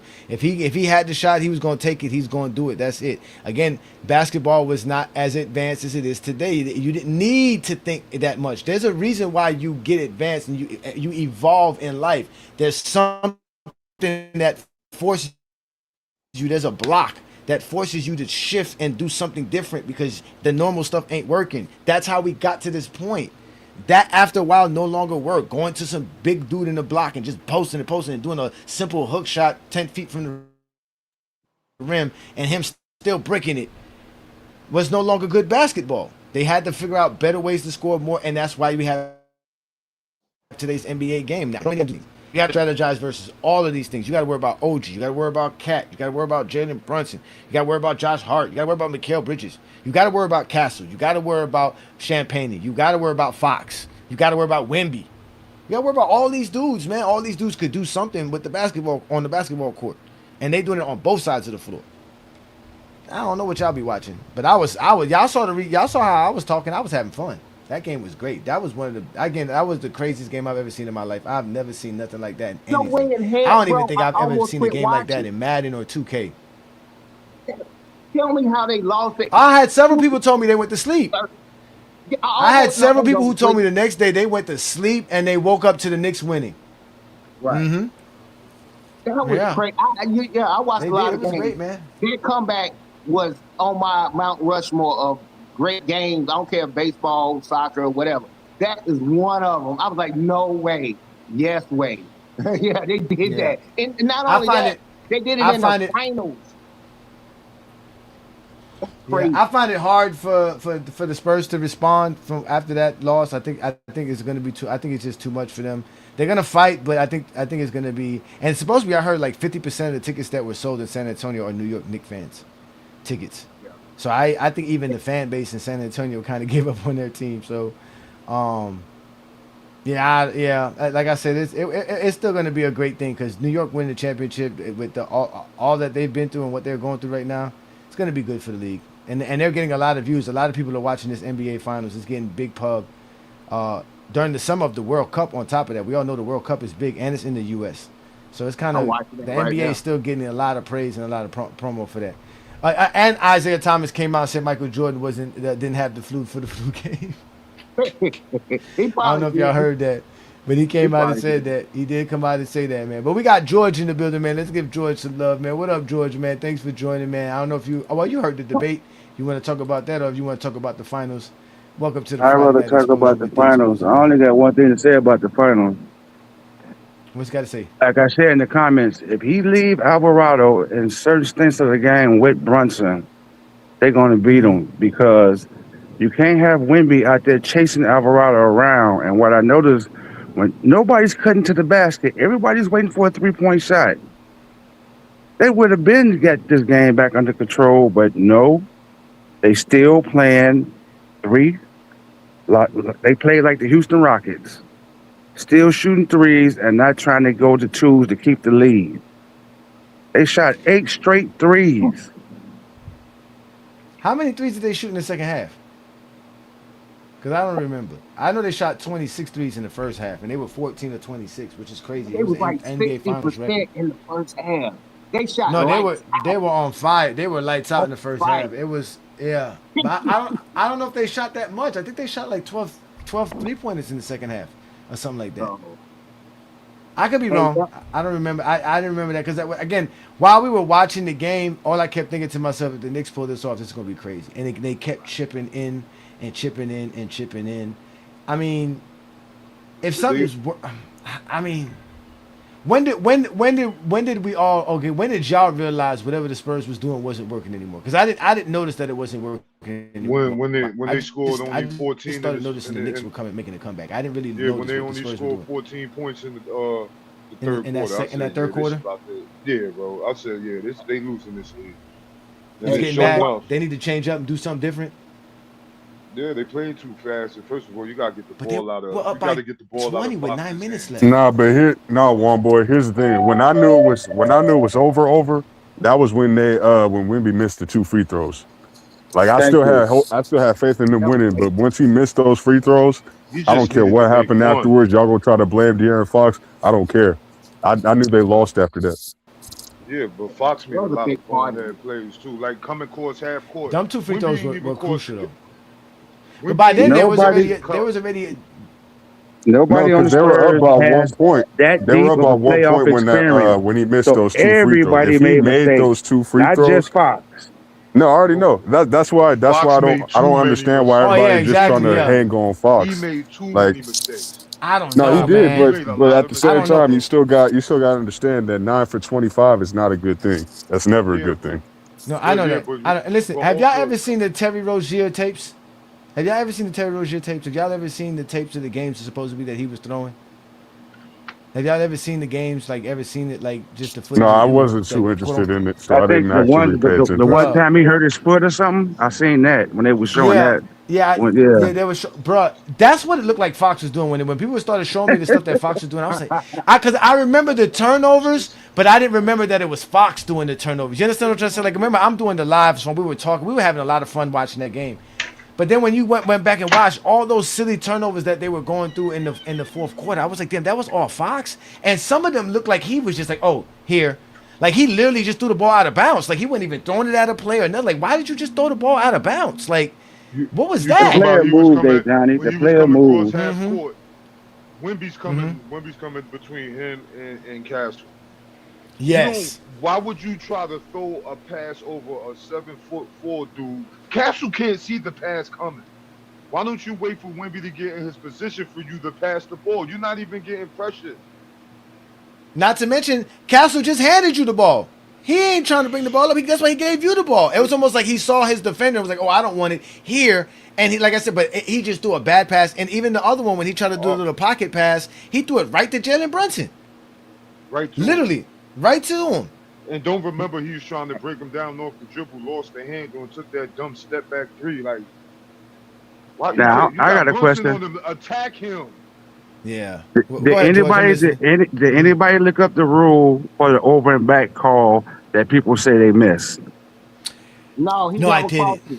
He never crossed it with the basketball. No, I know he that. I just did. want to No, know that wait, hold on, everybody wait. else looking. No, Look, no, George. My question to you, George, is it the ball or is it the player? it's the ball. Because the ball It has never to be the crossed. ball. The Okay, ball never yeah, the crossed the ball line. never. The ball never crossed the line. He crossed the line and went back, but the ball never went on their side of the floor. The ball never See, got to the I Knicks think side of the court. I He think kept what the people are dribble on the confused other about side with of the this is line. like, since the ball hadn't Exactly. crossed back, even if his foot went back, the ball has to cross first. So if the ball had already crossed half court and then his foot went back after that, Yeah. then that would have been the Then it would backcourt have been that would violation. have been okay. But since the ball never crossed over, it doesn't matter what he does. He can go back it and doesn't forth matter because what he had. does. No. Wait a minute. No? He can't be straddling the line and still go back. No, he could still straddle Yes. the line, but the Well, thing I is said, they have yeah. the 8-second violation, so you can't. It's not like you could I just do that understand that. forever. I understand that. Yeah, but it's not a backcourt violation. It wouldn't be a Right. backcourt because that's what he Right. technically did. He technically put his 2 feet in on the other side of the court and then brought his 2 feet out while he still was dribbling that way because he was kind of keeping his body between him and the defender. But I think they called a timeout right before that. I think the Knicks got a timeout, and I think that's what happened. Because again, I wasn't had the volume up, but I think that's what it was called, right? Because they didn't call nothing. It wasn't like a foul. It was just a timeout, right? Oh, yeah. They gave him a They timeout. were just looking at it, but it wasn't a backcourt. We didn't know what it was. We was like, yo, is this a foul? Is it a timeout? It looked funny. It did look funny though, but it wasn't backcourt. No, the thing of it was that the announcers, who are two basketball players, didn't know the rule. They was hollering, he did it backcourt. Yeah, they stand right there. They stand right there too. They right there. They ran at the half court line. Hey, FYI, if the Knicks win, Yeah, man. I'm wearing Tim's all year. That was a crazy game. You said FYI. FYI is crazy. Yeah, I'm wearing Tim's all year in the summer in Right. Texas, baby. Hey, but hold on. This next game in San Antonio, we Get 'em, beating warm boy. down. We beating Get 'em. down some New Yorkers. No, you I'm guarantee that. We getting some New Yorkers for what they did in New York. Oh, we getting some. I ain't even watch, mad, watch man. the news. I ain't even mad. That was despicable. Oh my God, Now, that was I ain't gonna rough. lie. With that old man. 2 That weeks was ago- like, yo, is that he looked like he old enough to be Chilltown Pops. Listen, two weeks ago, 2 Cents was saying, "Man, I can't stand New Yorkers. I can't, but you got to give them They're props. arrogant." And then he's like, "You know what? I'm gonna put on some Timberlands, man. I'm gonna put on some Timberlands, man." Anybody who's been in New York should have known that something like that would happen in New York. Yeah, Because they don't have no control. They ain't used to winning. Man. Yankees fans don't. Yankees fans- No, they done won Super Bowls. They done won Super Bowls now. They done won World Series. Nah, but nothing's like the Knicks. Nothing's like the Knicks. I understand that. They like the Yankees. They like the Yankees. They like the Giants. Dang, The how you problem gonna is talk about that one with people like that, man? I know that. No. The problem is that it's split. It's split. There's a lot of Mets fans in New York. There's a lot of Jets fans in New York. So, but the Knicks is everybody's team. Like the Knicks there is nothing like the New York Knicks in that fan base. That New York City, that place is going crazy right now. That city is on fire right now. That ain't Juan Boy's team. Nah, that's not. Juan Boy's a Laker fan. Leave Juan Boy alone. Juan Boy like the Lakers. Nah, He's I don't smart. like the Lakers. I love when my, he was I love when he my when, Lakers. when he was a kid, they had Patrick Ewing. What you gonna vote for, Patrick Ewing or Magic Johnson? Man, I seen that '94 finals. I lost $5 on that. Oh, that was it. You was done They then. blew it. $5 in 94 was a lot of money, boy, to lose for a 10-year-old to lose. You know how many? What's that? I could Like get snacks $40 or I could go $50 to now? school with lunch and get snacks after school with that. Man, that Josh Hart missed dunk layup. That was Patrick Ewing all over again. That was Patrick Ewing again. Oh, did you see the guy on the sideline? How his reaction again? That was Bernard King. They were and then what's it called too? But the girl who does SUV, the special unit, she pushed the referee. She pushed Gucci Man. You talking about what's her name? Mariska Hargitay. Mariska, son, Yeah. she legitimately pushed Gucci Man after they lost. Like, get out the way. I'm getting on this court. She was all on the court going crazy. No, she's a real Knick fan. That is crazy, And bro. she's And I hate aging them people too. gracefully. I hate every last one of them. She still look good. The other dude from Law and Order was on she that do too. look The white- good. the white dude. She still look good, bro. Law She and Order does? been on since the early Yeah, since she the still 90s. look good. She still She look still good. look good. Ooh-wee. Hey, some of them don't lose it, bro. She really do That look good like face. that. Good She lord. really do. For real? She ain't got no Yeah. act. Mariska Hargitay, It's yeah, the she do. face. good on the It's that show. face. That's one of the It's reasons the why I face, used to man. tune in. Oh, I you can't don't care know about about no Olivia face. Munson, man? You better stop playing, She man. got acetol because she got no ass at all. Like, I just want can't to know see why. I just want to know this. She ain't great. Why is all these New York artists not It's the singing the slow buddy we national talking anthem? about, Ajani. That's a good question. But you know what? Because we got the Wu Tang Empire State of performed though at Mind. halftime. Yeah. Wu Tang performed No, at they did. halftime, and because of that, the Knicks came back. When Method Man walked off that stage and told that crowd, Knicks in man. 5, best believe it. Oh man, Hey, That she got them thing niggas changed hyped. everything. Yeah. That changed everything. And you know he left. You know he didn't stay. He left. Yeah, sense. He had to leave. He busy. Yeah, I know he had to leave. I know he had to leave, but the other guy stayed. But he left. He was like, man, I wish I would have stayed. But he was like, matter of fact, I'm glad I did leave because maybe me leaving was a part of that. Because that was one thing too. I saw all the Knicks people that were like doing like voodoo and like praying and like all the like it was Them I mean niggas were a guy did a whole desperate, video. bro. Yo, They bro, were a guy did a fiending, whole bro. video. A guy did a Bro, they whole were video so showing fucking dudes. It was hilarious, bro. It was hilarious. That shit was funny. Oh, I it ain't was gonna lie. funny, That man. shit was funny. That was funny, man. That showed like watching the Knicks fans made you realize how much a fan you were because you was like, damn, if I was in that position, that's the exact same shit I'd be doing too. Because I remember Game 6, 2013 NBA Finals. We're down 5 points with 20 seconds left. Bro, I literally had my head down like this, bro. I was just like I was out of it. I didn't know what I was gonna go through. I was so hurt. I was like, damn, we about to lose the NBA Finals. This is not And this is bullshit. they just put the trophy by the scores table too. Yo, LeBron hit the 3-pointer. I was like, okay, let me pour this Henny right quick. Maybe we got a chance. Then what's his name missed the free throw. Kawhi, right? Yeah, Kawhi. And then I was like, okay, LeBron's gonna hit this 3. I was like, LeBron's gonna hit this 3. He gonna shut all you haters up. Brick, Chris Bosh, Ray Allen, bang, 3-pointer. I'm like, bro, you can hear it. The whole like. Everybody was watching. The whole neighborhood. Everybody was screaming from blocks. Like it was crazy. And that's what that night felt when I watched the OG tipping. It was like the same thing. Like I could only imagine if you lived in New York, you probably heard the whole city screaming after that tipping. They thirsty. You got to remember they haven't won. They won I mean, if you're a baseball fan, yeah, the Yankees, but even the Giants, they don't even play. They play in New Jersey. Years ago. They play in New Jersey, so it's a different feel. You know, even with the Giants, they there, but they not there. Stadium in New York. It's about that time. Yeah, the Bronx. I would say no matter how much New York is thirsty for a championship, they got other teams over there that have won. So I don't really, I don't think it's gonna be as emotional as when Cleveland won 10 years ago. Like them niggas was jumping up and down and crying, bro. I don't know, bro. I don't know. They ain't got no championships over there. I know Cleveland's a sports town, but this is the Knicks. This is the Knicks, y'all. This is the media sports capital too. Historical this franchise. is the Knicks. This is, but they didn't win they got championships though, and they didn't win the in-season cup. They wasn't too excited about that either. It had been 50 years. Nah, I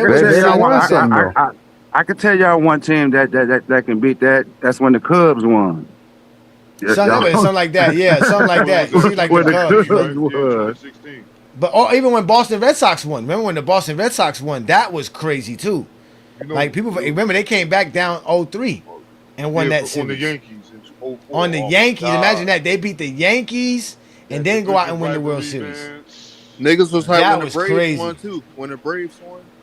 But again, Atlanta people don't care about sports like that. But when we talking about New York, bruh, that is crazy. Tomorrow night, there's gonna on a Saturday night in New York City. That is going to be crazy. If they win, it's going to be crazy. Yes, it's going to be crazy. No, they're playing Spurs. Oh, what you talking about tomorrow? They play. They play tomorrow. But I'm just saying. But you know the watch parties because the whole city, bro. They showed it again. Like I said, I saw a clip where they had the cops who were supposedly watching the streets, because there's people in the streets. They were ain't all watching no huddled up. streets. Yeah, they huddled up between two cop vans with a tablet watching the game, like 12 cops. They are even watching the games. Yeah, Like because they got to stay on high alert. But again, wait till you see the Spurs game tomorrow. When you look outside, them Hispanics, them dang on cholos and all that. No, but like I said, I heard 50% of the ticket sales are New York Knicks fans. That's what I was told. They don't. Well, 10% gonna get their butt whooped tomorrow. Watch this. Win or lose, you better hope they don't lose, because they're gonna jump them, bro. You better not have on no Knicks jersey. They're gonna get you tomorrow. I promise you, it'll be on the news. Have fun, Frank. Enjoy yourself. Nah, it's good. Listen, I had the Knicks winning in 6. I had the Knicks winning in 6, but because the way the San Antonio Spurs lost the last game and the way they kind of coughed up game 2 with a chance to win that one, I just don't see how they can muster up a victory in game 5, man. I think they come out strong, but I think the Knicks stay focused. Don't walk them down again. Yeah, just walk them down again. Hey, John, you think it's over tomorrow? I think it's over tomorrow, man. I really do. I really think it's over tomorrow.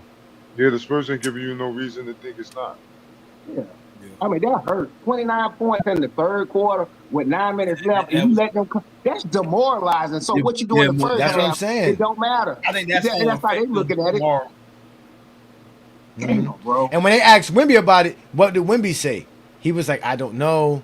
I think we got greedy, which made me think to myself, like they thought, like, yeah, we found out the formula, right? Like we know exactly how to beat these guys, and then you didn't, and it's like he said, we got this is greedy. like the second game in this series that they can't close because of the lack of execution. You lost by 1 point in 2 games, bro. They've been up by double digits every game. They've been up by double digits in every game. In every game too. So the fact that you choking like this, bro, you can't close against this team, and it's bad enough that the Knicks are already one of the best. They're the best clutch team left in the playoffs, and they're one of the best defensive teams. And they're one of the best defensive teams. So and Brunson's you can't make mistakes, man. They're gonna take advantage of that. Supposedly, Brunson has the highest fourth quarter points per game in the finals since it's been recorded in '97, with 10-point-something points per game in the fourth quarter. Yeah, that was wild. Crazy. Again, that I seen it from this kid, man. Again, when he was in Dallas, he was doing stuff. And when he got to New York, I was like, "Oh, this is gonna be good." Johnny, he's just a smart player. He's just a smart player, man. He's been doing this since Villanova.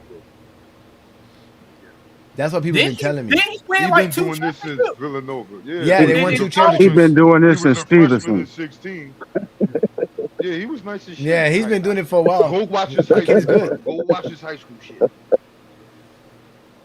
So what's gonna happen? Because I keep hearing, oh, geez, the Finals MVP, but Brunson's averaging 29 points per game. Yeah, and he's really been the best player the whole series. Yeah, I think he's been the most. I think Brunson gonna win the playoffs though. Hey, shout out to OG, but if you saying OG and Nobley is the Finals MVP, bro, you just got recency bias. The reason why they've been able to be in most of these games is because of Jalen Brunson, bro. Yeah, he's the Finals MVP by far. You know, it's funny. Well, 2 games ago, it was called Anthony Towns. Now all of a sudden it's OG. That's why I find it funny. So my thing was, when I had Karl Anthony Towns, I always said that for the first 2 games he was more impactful, but Jalen Brunson was still out there doing his thing. Wasn't nobody talking about no OG and Nobley in game 1 and game 2. Nobody. Y'all bringing him up now, and that's disingenuous as fuck. Y'all just hating on Jalen Brunson, bro. He's the Finals MVP. He's been the most consistent in all 4 of these games. No disrespect to the bandwagon. He's going to be excluded from this conversation, but we're going to talk about the fake New York Knicks fans. What do we do with them? Because there's some fake New York Knicks fans, bro. And they already agenda pushers. Womboy knows what I'm talking about too. Womboy knows what I'm talking about. Guys like Stephen A. Smith and Cameron, who don't want to. Who didn't want to go through the Knick fan base? Because let me tell you something. Like, my wife is a real Knick fan. She knows some real Knick fans.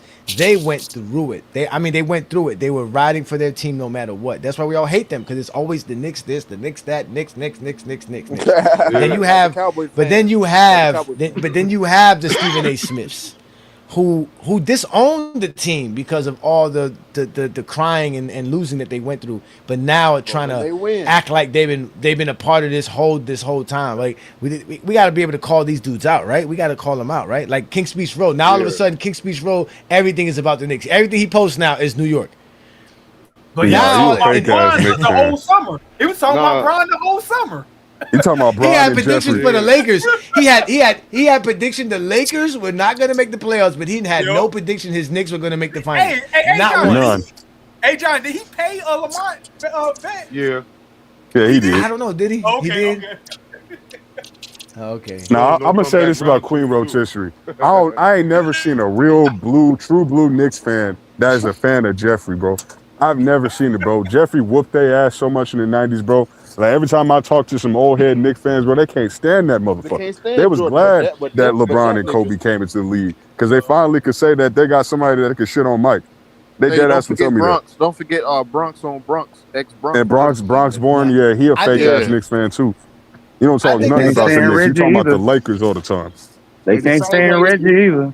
So nigga, if you talk about my team more than you talk Nah, about they your can't own stand Reggie. team, bro, My you're wife not a hates real Reggie. fucking Knicks fan, bro. You're not a real Knicks fan. She says NBC makes Reggie do the Knicks games Only on time purpose he to watched. annoy Knicks Only fans. time Roe watched the Knicks is when they play the Lakers. But let me answer. Let me answer. Keep it 100 here. He says all MJ fans want Wemby to lose. They want Wemby to have a losing finals record. I don't think so. I think they actually wanted Wemby to win so they can say he's better than LeBron. But they kind of have a double-edged sword here because if Wemby wins, they can praise Wemby and say he's better than LeBron. But if Mike Brown wins, they can say LeBron couldn't win without Mike Brown. Yeah, so LeBron's It's in a a lose-lose lose-lose. situation. Yep. He's in a Always, lose-lose we always know that with LeBron. It's always a lose-lose situation with LeBron. It's never with them. It's always. I don't they think get- so, but the Jordan Yeah, with Knicks them, they're gonna find a reason. They'll find a reason. They'll definitely find something. But not really because what Wemby's doing in year 3, Jordan ain't doing year 3. Yeah. So he's better than MJ by they logic.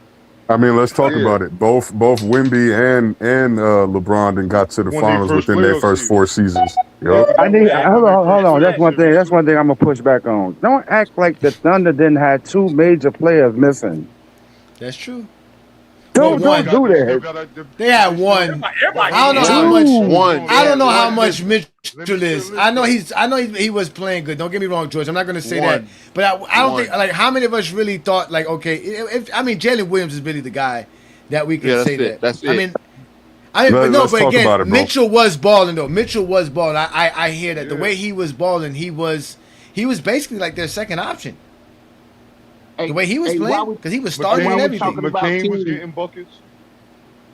Mm-hmm. Say it one more time. McCain I was mean- also getting buckets. But that's not yeah. even No, they the were fact playing that good. anybody was talking about the Spurs getting to the finals. This is just a simple fact. When they compared Wemby to LeBron, they both won their first playoff series. Yeah. Oh, my. Here's I another can't talk to you. LeBron My fact year? in his head. Let me throw one more out. See, dude, my hero type players don't average 24 and 25 points like that. I'm sorry, they just don't. Dude, if you remember LeBron when he first came in the league, even when he gets to the finals, he's not gonna give you that 30 points and little stuff like that. What they need to score at least 35. He needs to score 35 points to 40 points for San Antonio to really whoop up on New York. They got too much to balance things out. That's why I was so impressed with LeBron his first few years, even his first few times in the finals. He ain't averaging no dang on 22 or 24 or something like that. Hell no. Neither will Kobe. I think somebody or said nothing. that to me today. I think somebody said that to you today, and I thought that was kind of a interesting statement. They were saying how like the Spurs really rely on Wemby too much. Like it's either Wemby is balling or nobody else can really get nothing going for themselves. we And I might don't have know if to that's investigate Dylan that. Harper We might have did. to investigate that. I think they. We Dylan might have to Harper did. investigate it. I just think it's by accident, though. I just think it's Yeah. by accident. I really think that they built this team with a bunch of young. I don't think maybe they know how good those kids are. Maybe they know, but I don't know, man. Because like they all develop so fast, all of them. Castle, Vassell, Harper, like they all just came out of Vassell. nowhere. Yeah, That's Harper. what make it scary. Yeah, it's like all these kids they played 2-3 years in the league. Like even Wemby, Wemby went from being just a regular dude to like instantly, he's moved like Flash. It's crazy how quickly that team developed. Wemby don't know. It was the same thing with basketball god. OKC too. I just think Carter Bryant is going to be the biggest surprise out of the Spurs that people are not paying attention to, because he has the size and he has the skill. Carter Bryant is going to shock a lot of people next year. He got that athleticism. That motherfucker athletic as shit. He reminds me of Caron Butler. He reminds me of Caron Butler. He's way more athletic. He's bigger than Caron Butler. But you can see he's a baby, though. You can tell he's 18. You can see he's fresh 18, 19 years old. You can see it in his face and his whole, like you can tell, like not now. Look a face. His body outgrew his head and his facial features. It hasn't grown in yet. But I mean, again, like the white. I think he could be like a Kawhi. That's why this NBA is so great, because a lot of these guys do develop their game. And they're not taking long to do it. Like Inside said, they be doing that one-on-one drills. Then we tell you that. Then we tell you that. They're doing that little one-on-one drills, just so that they can get shut down by Alvarado. No. Hey, Johnny. We should have put on that Brunson film for you too when we were having that discussion. What Brunson? Y'all was sitting here showing them practice. What's it called? It wasn't even practice. It was after practice scrimmage. It wasn't even during the practice. That was after practice for the USA team. They were still doing the same shit that Kyrie was doing. They were talking about the haas. They never showed no haas. They was like, yeah, this is so you can stop a player from doing haas. I said, well, show me a player doing haas. They never showed me a player doing haas. We did show you some haas. And then New World, when the player was doing haas, they stopped counting the dribbles. They said, nah, that don't count. We gotta wait till they get to the 3-point line. And the only one that was doing the haas all behind the 3-point line. Then when they get to the 3-point line, okay, now they're dribbling. The only one that was doing haas, James Harden. I still got to count all the dribbles after you cross half court, bro. I still got to count all the dribbles. You can't. As soon as you get the ball and you start dribbling, I'm counting. They don't count. He said they don't count. Like player of the month don't count. Like player of the week don't count. According to Lamont, no, hold on, Olo, because according to Lamont, you can start that drill from anywhere on the court. You don't have to start it just behind the 3-point line. So if I want to count it behind the half court line, I could totally do that shit. So wait. With Wemby's long stride, he can do his 1-2 step from the half court line. You could probably get 2 dribbles from the half court line. I mean, Giannis got 2 dribbles from the half court line at one point in time. I know he can do it. Oh my God! So that play Giannis did, that was a 1-2. He practiced that one, right? That was in practice, right? That was in practice. We had this conversation that we were talking about because what happened was somebody showed up, just like 2 Cent, somebody an older generation was talking about how these players. Like they work on their skills and so much that they don't know how to actually just play the game. Like it's like they just know how to play from the drills and stuff like that. And then obviously Inside and Olo heard that and thought that they were talking about the one-on-one drills that these players be doing supposedly today. And that led to a whole conversation of if that's necessary, because the game is really about, that's when they brought the 1-2 dribble combo moves that, obviously Kobe Bryant was famous for, and Jordan and McGrady and Carmelo. And so we went to go look at this film because somebody had the nerve to say Kyrie was doing 1-2 dribble moves. And we was like, Kyrie? Let's go see this. We showed the proof now. We showed the proof when you started counting. That's when you said that's the proof. When you started counting. I saw a lot of haas before he got to the 3-point line. You didn't see all that. And I was doing that live at work too, boy. I was at work all day. People were like, and I told them, I said, hey, it's the final. Shut me up. I shut up. I'm talking basketball with my peoples, man. Fuck y'all. I ain't coming this bitch to work. Because what we watched? We watched the Kyrie film, the SGA film, and the Harden film in slow motion. Yep. When we watched we watched Kevin Garnett too. We watched Kevin Garnett bust the whole USA team ass too. You want to talk about great scores? Yeah, all three. Yep, man. Shout out to you, man. Yeah, I had to put it on slow mo. Yeah, bro. Yeah, bro. Like we talk about getting to it real quick too with SGA. That remember that up and under he hit somebody with, finish with the left 2 dribbles, Johnny. 2 dribbles. Yeah, that was crazy, man. 2 dribbles? Where was he at? He was 10 feet from the rim. How much more dribbles he gonna have? No. He was behind. He was at the top. You know what? You know what? De'Aaron Fox worked on that 1-2 dribble. That's why he went for that layup. That's what happened. He was like, "Oh, this is perfect. This is 1-2 dribble 1-on-1. I got this." OG said, "No, you don't. Give me that." Yeah. How you think OG gonna catch you with the ball? You the fastest dude in the league. Run around the court. Look, more zesty lies. He said MJ's mid range was automatic. Yeah, automatic. Oh, it wasn't. Go tell that to the Come on the panel. Come on the panel. Tell us why it was automatic. Go tell that to the '97 Eastern Conference Finals. Hey, let me say this. You did an old school joke, Johnny. I gotta get you back for that one. Hey, let me say this real quick. Let me get my face back. Now, see, I'm gonna tell you, look like this. When I grew up playing ball, 70s, niggas born in the 70s. To get the ways to dribble and do the triple threat, we had to get a VCR tape and watch it. There was a dude named Austin Lehman. He teaches the triple threat back in the day. What's his name? His name was Austin Lehman. And you had to buy that tape and get your hands on it. We couldn't afford to do AAU or have a special coach and all that kind of little stuff like that. See, I'm old school. Like, I went to school with Stackhouse. I played against Iverson. I went to Greenville up there and balled at the run and shoot with Kevin Garnett when he pulled up in the yellow Hummer. I'm old school, so I got both sides. I'm right there in the middle. I know these guys. I know some of them personally. They ain't my best friends. They ain't trying to flog like that. But I know what it was. Some people can do it. They wasn't not allowed to. They would stump your growth with coaches, and they kind of still kind of do it today with some players. But they learn, big men, hey, man, I can shoot the ball, too.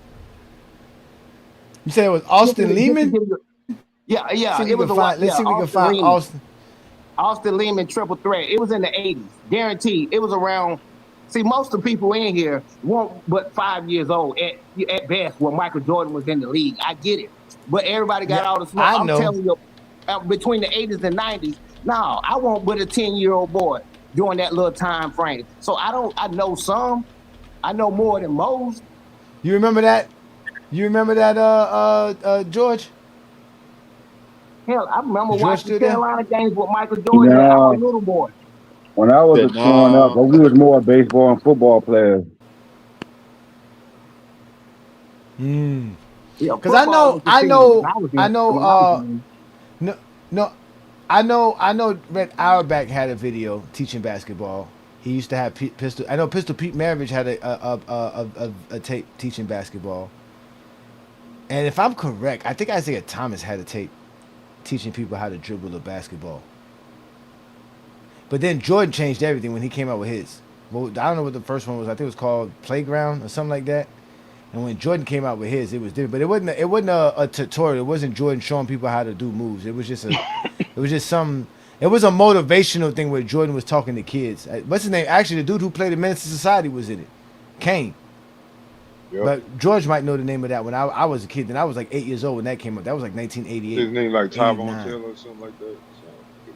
Hey, Jordan, teach me how to go left. Hey, I'm gonna send you the tape. I'm gonna send you the YouTube video of this guy. You're gonna crack up because his old video. If you see, that's what I was trying to look him up. I was trying to look him up online. I can't find him. I don't got his name. I looked up Austin Lehman triple threat. I did it for you. It's in my history. I saved it a long time ago when I was on YouTube. I was like, I'm gonna see if I can find it. And it wasn't by his name, it was something else. But what I'll find it, I'm gonna show you, I'll put the link and show you the YouTube link, and you just look at it later. Yeah, I appreciate that. That'd be fun to see that, man. That'd be great, man. But like I said, man, you know, the history of the game is within the stats, the accolades and achievements, man. As much as I like to make fun of Shaq, because I say Shaq can't do this, that, and the third, Shaq got 29,000 points, man. Shaq got 17 All-Stars, something like that. I think, yeah, Shaq got like 17 All-Stars. Shaq got a bunch of All-NBAs. Obviously, a league MVP, one of the most greatest players to ever play the game. His stats are going to stand the test of time. You're going to see Shaquille O'Neal's name in the numbers with his all the stuff that he's done. And that's how everybody's going to last. Same thing with Jordan, Russell, Wilt, Kareem.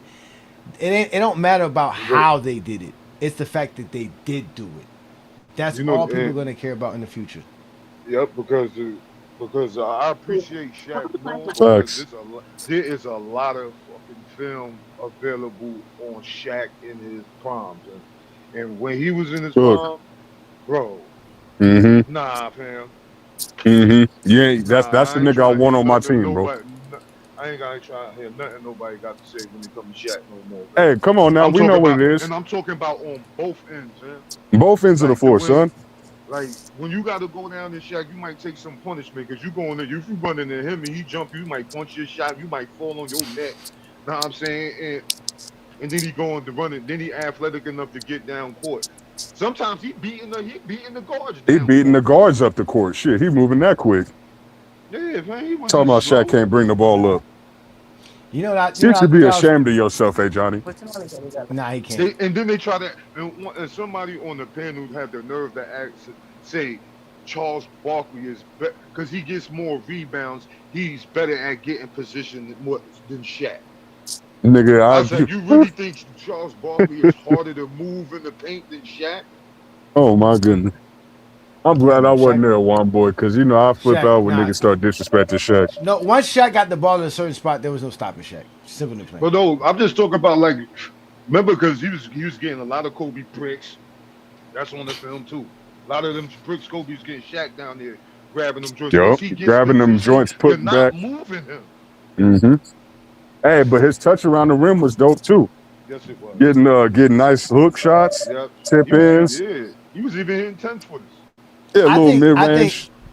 I think Shaq got bigger in LA, and I think Phil told him that's fine. Don't worry about it. Just be ready in June.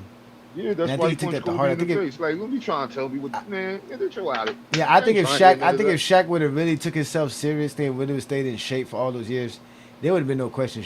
The GOAT debate would have been Shaq versus LeBron. Well, I don't think. That's Shaq's first. I don't think Shaq's weight, bro. I ain't trying to hear that. I don't think his weight though. No, I agree with you. I agree with you. I don't think his weight was really the issue. No, I think it wasn't his really weight. It was just being out of shape. Shaq didn't work out. He just took time off. He just if he would have just stayed healthy and just stayed disciplined, just stayed focused.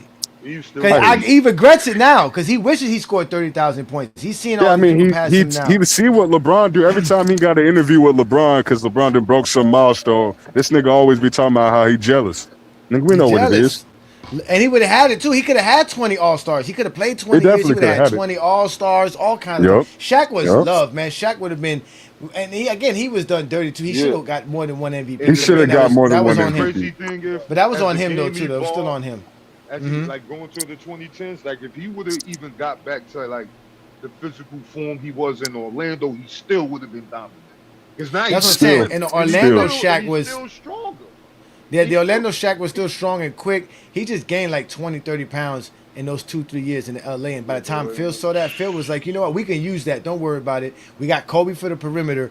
You just go down there and we're gonna get you the ball every time. Don't worry about it. Just overpower everybody. He done broke back. He done shattered glass backboards. He done broke down whole stanchions. And this is in Orlando. He brought down the reinforced ones too. They had to reinforce them. They had to reinforce them, and then he still broke them bitches. I remember when he broke the rim when he was on inside the NBA with Ahmad Rashad. Bro, he just snapped the whole rim off the bat. See, the NBA used to be so cool back then, bro. Back then, we used to wake up Saturday mornings, watch cartoons, and then watch Inside the NBA. Inside stuff. I'm sorry, inside stuff. Inside stuff. Inside stuff. Hey, yo, and Johnny, why was everybody Ahmad Rashad's main man? Oh. Well, I'm with my main man. I'm with my main Kenneth Smith. I'm with my main man, Vernon Maxwell. He did. Remember, he did the interview with Zoe. Didn't he do the interview with Zoe Larry Johnson? and for the Charlotte Hornets. Mm-hmm. Yeah, with the Hornets. Yeah, that was a big time. Like I said, I was a Hornets fan when I was a kid. They had the coolest. They had the coolest. No, because that's an organization that don't know how to run a front office till this day still. Well, it's gotten better now. Let me tell you something. The Heat would have been the same way if we didn't get Pat Riley. You see, all those teams didn't do too well. They Orlando coughed up Shaq, right? Pat Riley, he won't go as hot. Pat Riley saved the Miami Heat. To be honest with you, the Heat were going nowhere until Pat Riley showed up. Minnesota coughed up Kevin Garnett. Who's the other team? The Charlotte Hornets coughed up Larry Johnson and that whole situation there. Baron Davis. Baron Davis, another one. They coughed that one up. They messed that one up too as well. What's the other? That's not even. You messed up Chris Paul and J.R. Smith. How you do that? Let me ask y'all something. You see how y'all go around and y'all don't want to say certain people names? First of all, if Shaq would have listened to Kobe, how many championships they would have won? And then y'all just went around naming all these Charlotte Hornets. Well, who was the guy they picked and traded? Yeah, y'all go around that. We just said that. No. Y'all didn't say that man name that was. No, we just said that. Who? That is wild, Kobe? Ajani. Yeah, of course, you know who I'm talking about. We did say Kobe's name. If Shaq would have listened to Kobe, when Kobe was telling him, let's get in the gym, let's get this done, they would have beat the Pistons. But no, Shaq was a party but Shaq was listening to Phil. I don't blame him. I don't blame him. You know, he was listening to Phil because he was listening to Phil. Phil told him, don't worry about it.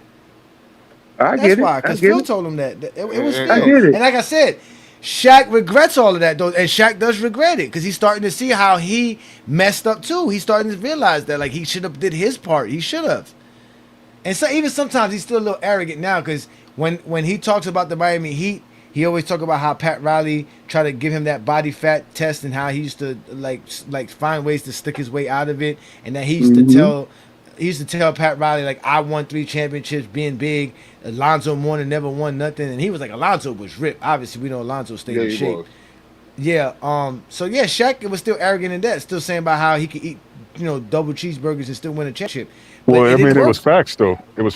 I mean, I don't even think it was necessarily Shaq not listening to Kobe. I think Kobe was just too much of a fucking hard ass, bro. See, there we go, bro. He the one that was jealous of Shaq because Shaq could literally do what he just said. I can eat cheeseburgers and take a nap, nigga, and walk out of my bed and drop 50, 60 points. And because he was doing that, he was the best player.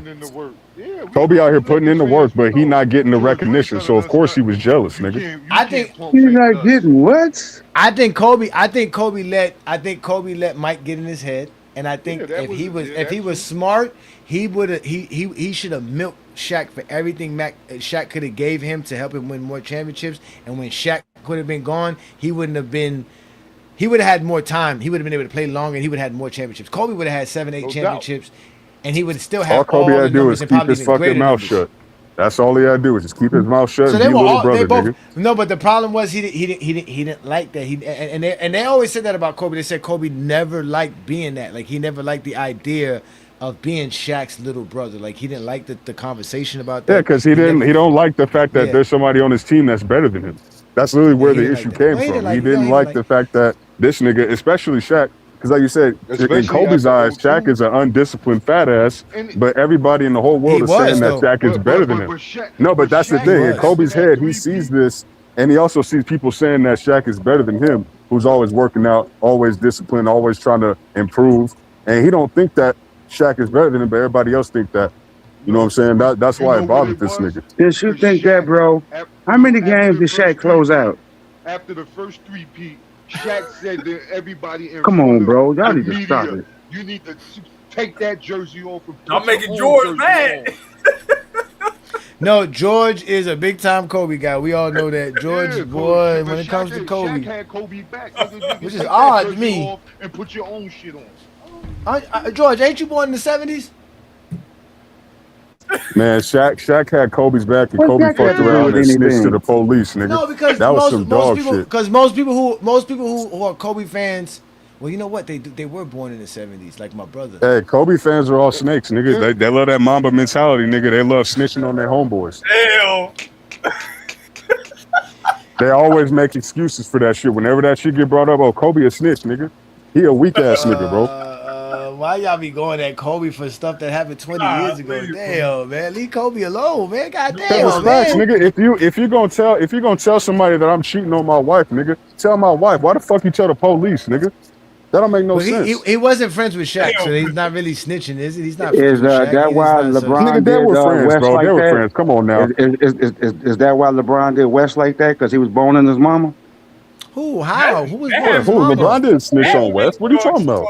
I said, is that why LeBron did West like that? Because he was boning his mama? What'd he do to West? What'd he do? He didn't try to help the man after the man went down and got on drugs. He didn't try to go back and pull him out the gutter.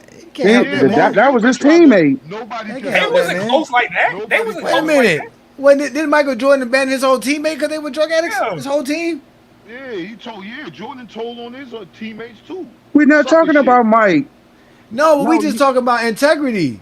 At the end of the day, the difference is, listen, the difference is that I know, because when that happened with Shaq and Kobe, even I kind of fell into the thing like, damn, that's fucked up what Kobe did. But in reality, Kobe was never none of these dudes' friends. Kobe was not How old down was with these Kobe? guys. How old was Kobe when Kobe did that?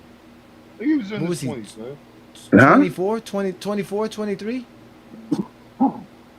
Yeah, but no, they don't do that Delonte West. That was disrespectful.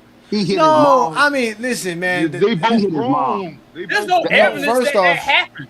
There's no That's what I'm evidence saying. It did happen. I don't know where that ever came from. That LeBron James, like that Gloria James was messing with what's it called? I've never heard that before. I've only heard that through I've never heard that like I've heard of the Kobe Bryant and Karl Malone situation. Like I've heard them speak about it, so that's real. I've heard about the Tony Parker situation. That's real. I've heard about Brett Berry's wife. Or Steve Nash. I think Steve Nash's wife was also another incident that happened with Steve Nash's wife as well. I heard about that scenario. What? You've never heard of that with LeBron? Matt Barnes, baby. No, I've heard of it, but I've never heard it from the players or from a league source. It's always been just from fans. Yeah. That was why you think LeBron didn't help the dude out when he was down on his luck? Because he was never. Because LeBron doesn't. He wasn't close like that. How many goddamn crack addicts LeBron James know in his life? He don't help every crack. Why I gotta help crack addict? What the hell am I supposed to help a crack addict for? No, man. It was a guy down on his luck like that. LeBron could have helped him out. I wouldn't have helped him either. That kind of reinforced what happened. Like, man, you did what you did. That's okay. But I ain't messing with you no more. I don't care. You did to me. You just my teammate. We don't hang out and chill like that. That got nothing to do with me. I've seen ain't Scotty just- fall on his Johnny, if back you and ever played MJ with didn't even me- come up to help him get off the court. Yeah, I mean, I had a friend that got locked up while we were playing. It wasn't like, well, he got locked up. That's you. You messed up. You got locked up. What we supposed to do for you? You got locked up. You ain't put no money on the man books. You ain't do nothing. Man, put no money on his books. I'm 16. We barely got money to get to the damn game right now. Right? What you mean? You got locked up, man. He got locked up. And when Zoe came out, we were like, damn, Zoe, you missed out on the championship, Zoe. We ain't give him no trophy. We ain't give him a hat. We ain't give him a shirt. Nothing. Nah, if I would have got out, I probably would have punched you in the mouth, though. You could have sent a letter or something. And we played 8 games. We played 8 games, and he played 5 of the 8 games. He got locked up in the middle of the season. We was like, nigga, how you gonna get locked up in the middle of the season? Oh, that is obviously we know how he got locked up, but it is what it is. Shout out to Zoe, man. That was back when we were kids, man. But I guess I gotta stop hating on Kobe, man. Kobe's dead, man. Leave Kobe alone, man. Yeah, it's don't bad enough leave him alone we can just talk about his career. We don't have to dig into the Shaq scenario. Again, I think he had his rights to be mad at Shaq. I just think that at the end of the day, somebody could have looked at both of them in the eyes and said, man, we are gonna win championships. Both of y'all need to shut up. Shaq, you need to get into the gym, and Kobe, you need to just shut up and do what we tell you to do. But the problem is you couldn't tell Kobe that. Kobe would have left LA. If they would have told Kobe that, Kobe would have left LA. Kobe would have been gone. They had 5 straight coming, bro. I swear to God. They were that good doing that. As a matter of fact, didn't they change the rule that last year or that first year LeBron? Yeah, they were supposed to beat the Spurs in 2003. They were supposed to beat they were supposed to beat all those teams. They could have won a championship. They could have won 2000, 2001, 2, 3, 4, 5, and 6. They could have won 7 straight titles. They could have won 7 straight titles. I know it's a stretch, but and then from there, Kobe could have took over. Kobe could have took over from there. They could have got rid of Shaq because it wouldn't have looked bad to get rid of Shaq at that time. They could have or tell Shaq whatever. it wouldn't have looked bad. They could have lost maybe in 07, but how would they would have lost in 07? But they would have lost Phil though too. I don't think Phil would have stayed there as long as Phil. I think Phil would have took a break like he did. Nah, Phil left. Phil left because Shaq left. He wasn't trying to stay there with Kobe toxic ass. That's literally what he talked about in his book. He left because of the Shaq situation. Well, no, why he did came he come back after then? Kobe apologized. Why did he Kobe come had back to go then? and Why did he apologize to come this back? man for him to come back. Why did he come back? He getting paid millions of dollars, nigga. That's why. He was getting paid $1 million then. So who's gonna say no to millions of more dollars? He apologized. And we all know, because they got each other blessings. We all know Jeannie be doing her job. That's what it was. Jeannie did her job. Jeannie did her job. What we say the other day, New World? Phil was 9-0 till Kobe tried to be the man. Facts, nigga. Like you got 2 finals losses on his resume because of Kobe. Literally because of Kobe. Let me ask George this, George. Would you have rather the Lakers win 7 championships alongside Kobe Bryant and Shaq? Now, mind you, that would have been the only championships Kobe would have had. He would have had those 7, and they would have called them all sidekick rings, right? I mean, you wouldn't have called it that, but that would have been the argument. Would have that been better for you as a Kobe fan, or are you okay with what you got now, the 5 championships, and winning 2 without Shaq? I'm okay with it got now. Because Shaq should have been the bigger man. And like when he left to go play with Wade, what did he do? Yeah, no, he listened to Pat Riley. It took Pat Riley though. That's the whole point. It took Pat Riley. Shaq wouldn't have did that for Stan Van Gundy. He did that because of Pat Riley and Gary Payton too. Yeah, because he was at the end of his rope too. But I agree with you. Shaq did accept his role in Miami. He really did. He wasn't willing to do that in LA. That he was not willing to do it. He Nah, that's because he didn't have to in LA. No, I know because he put in in the work. The same thing like Jordan said. I put in the work. I've been here. I was here from the beginning. I'm not changing up now. No, my thing is like he still had a couple good seasons, but I believe if Shaq still was on the team until 07, 08, then Kobe would have been leading the team at that point. Shaq would have taken a step back. Phil Jackson and Shaq had a very good relationship. Shaq was going to do what Phil Jackson told him to do. It's just at the time, he wasn't ready to step back because he's still the best player in the league. He's still averaging 30 and 10. Why would he step back? How the hell Kareem and Magic ain't step into this and say, hey, listen, y'all, is like, we did it. Y'all can do it. Like, what's wrong with y'all? You don't understand how stubborn these guys get, bro. These little That's what I'm saying. That's what I'm saying. Millionaires. To be honest with you, I put most of it on Kobe. They both get blamed, but I put it on Kobe. Dude, it's a lot of guys. Like with that Russell Westbrook, I know he can ball, but sometimes you get pissed off and all this. You don't want to play. You ain't take no. He could have stayed after practice and got his shot together, 3-point shot or something. I mean, it's like he didn't care. He was really pissed off and he felt disrespected and slighted. And once you do that to somebody, bro, it's like being in a marriage and you done cheated. Man, it's hard to keep going. Yeah, you guys don't think you don't think Westbrook ever worked on his shot, like working on his 3-point shot? No, I just think he just can't really shoot. No. I'm talking about I don't think he don't work on his game really. Yeah, I think he rely on his athletic ability. Right. Westbrook. Yeah. Hey, look how he was shooting. Actually, all he had to do was what he did when he went to Denver. Just make a couple of those. I mean, he was like trying to show everybody, like, see, I can shoot. And they was giving it to him, but he made more shots. Man, this dude looked like, he was all athleticism. It's like, dude, I wouldn't even step out the paint if he was on the 3-point line. Self-check. And you know what? This is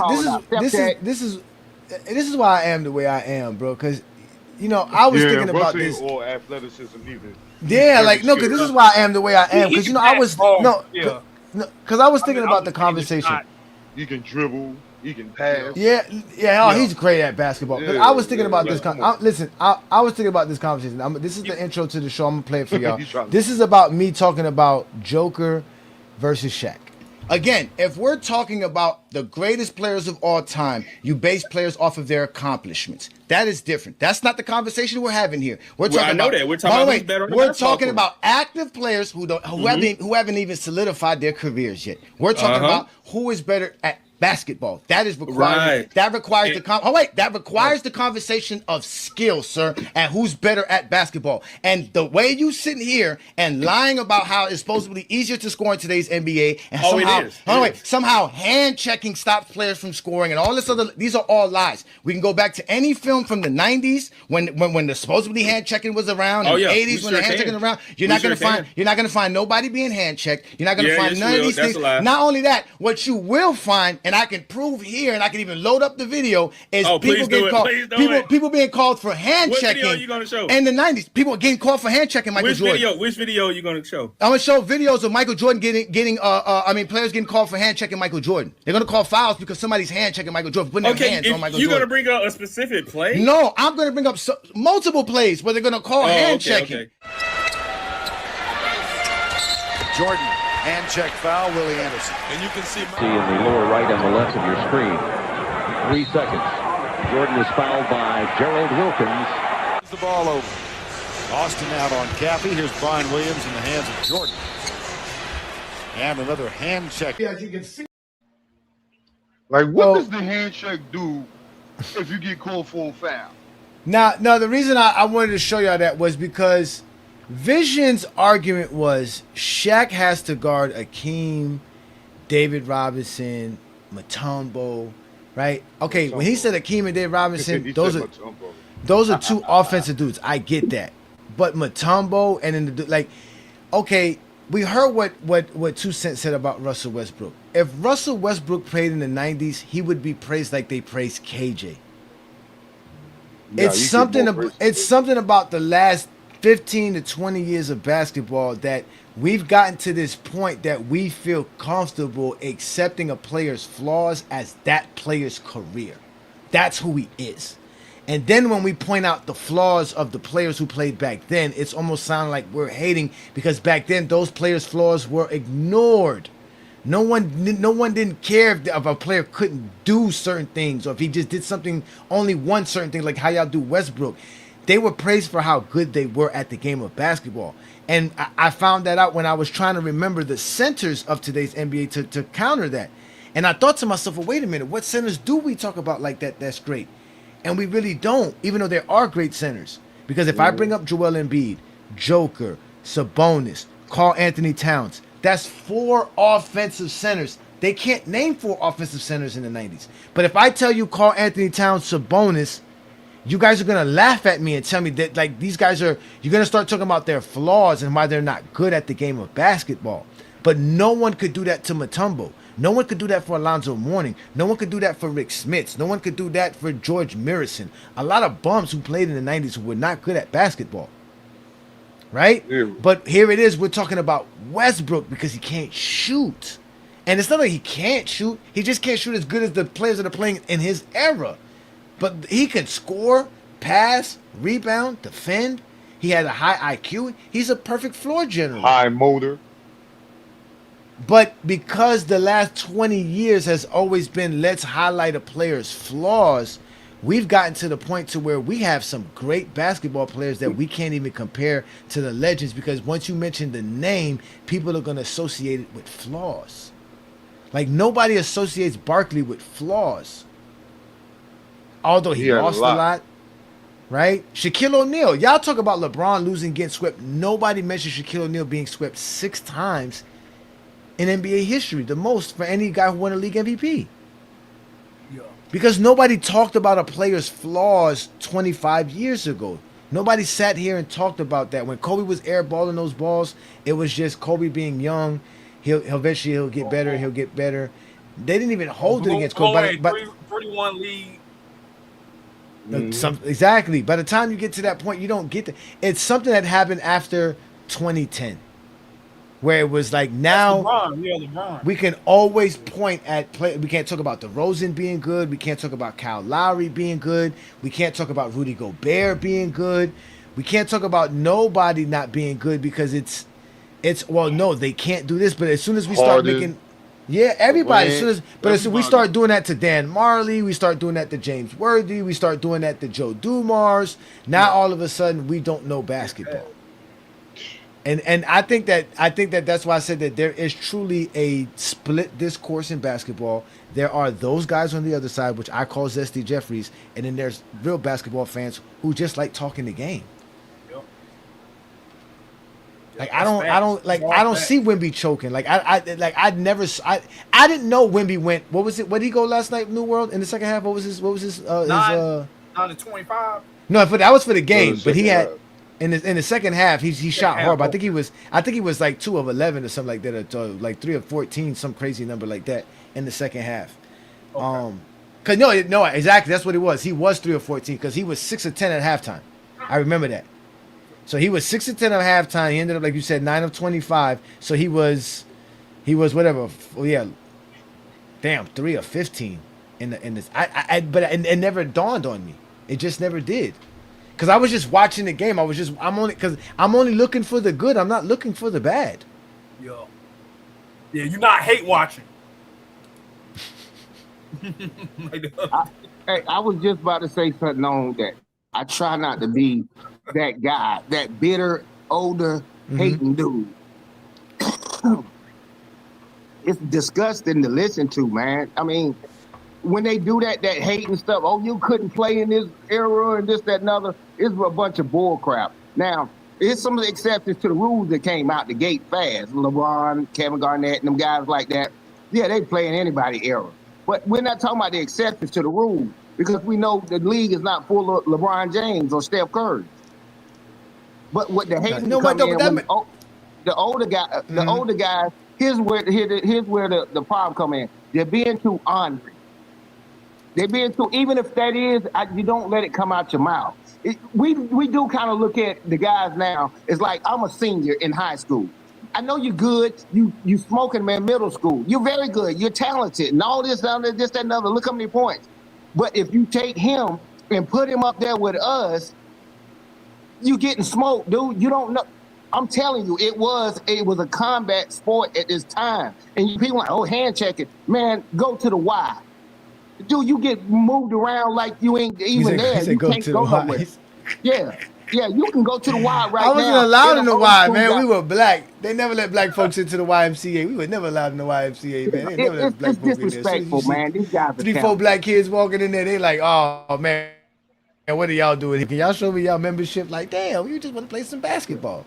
But you know what? I don't mind the old heads, man. Like, I really don't. The only thing that I have a problem with the old heads is when they try to enforce it on the younger crowd. Instead of just telling the younger crowd, that's y'all, that's what y'all do. I'm different. I like it like this. I'm cool. Like, that's fine. Like, Rex does that. Rex is a very old school man. But he doesn't care what the younger crowd does it. You can be your old self because that's what makes you a man. You have your principles, you have your values, and you stand on them, right? At one point in time, those principles and values meant something.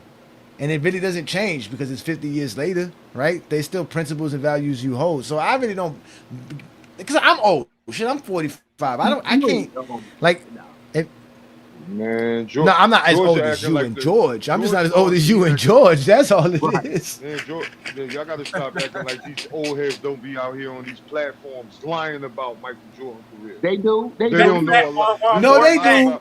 They do. No, there's a lot of they shit do, about his but career they don't know.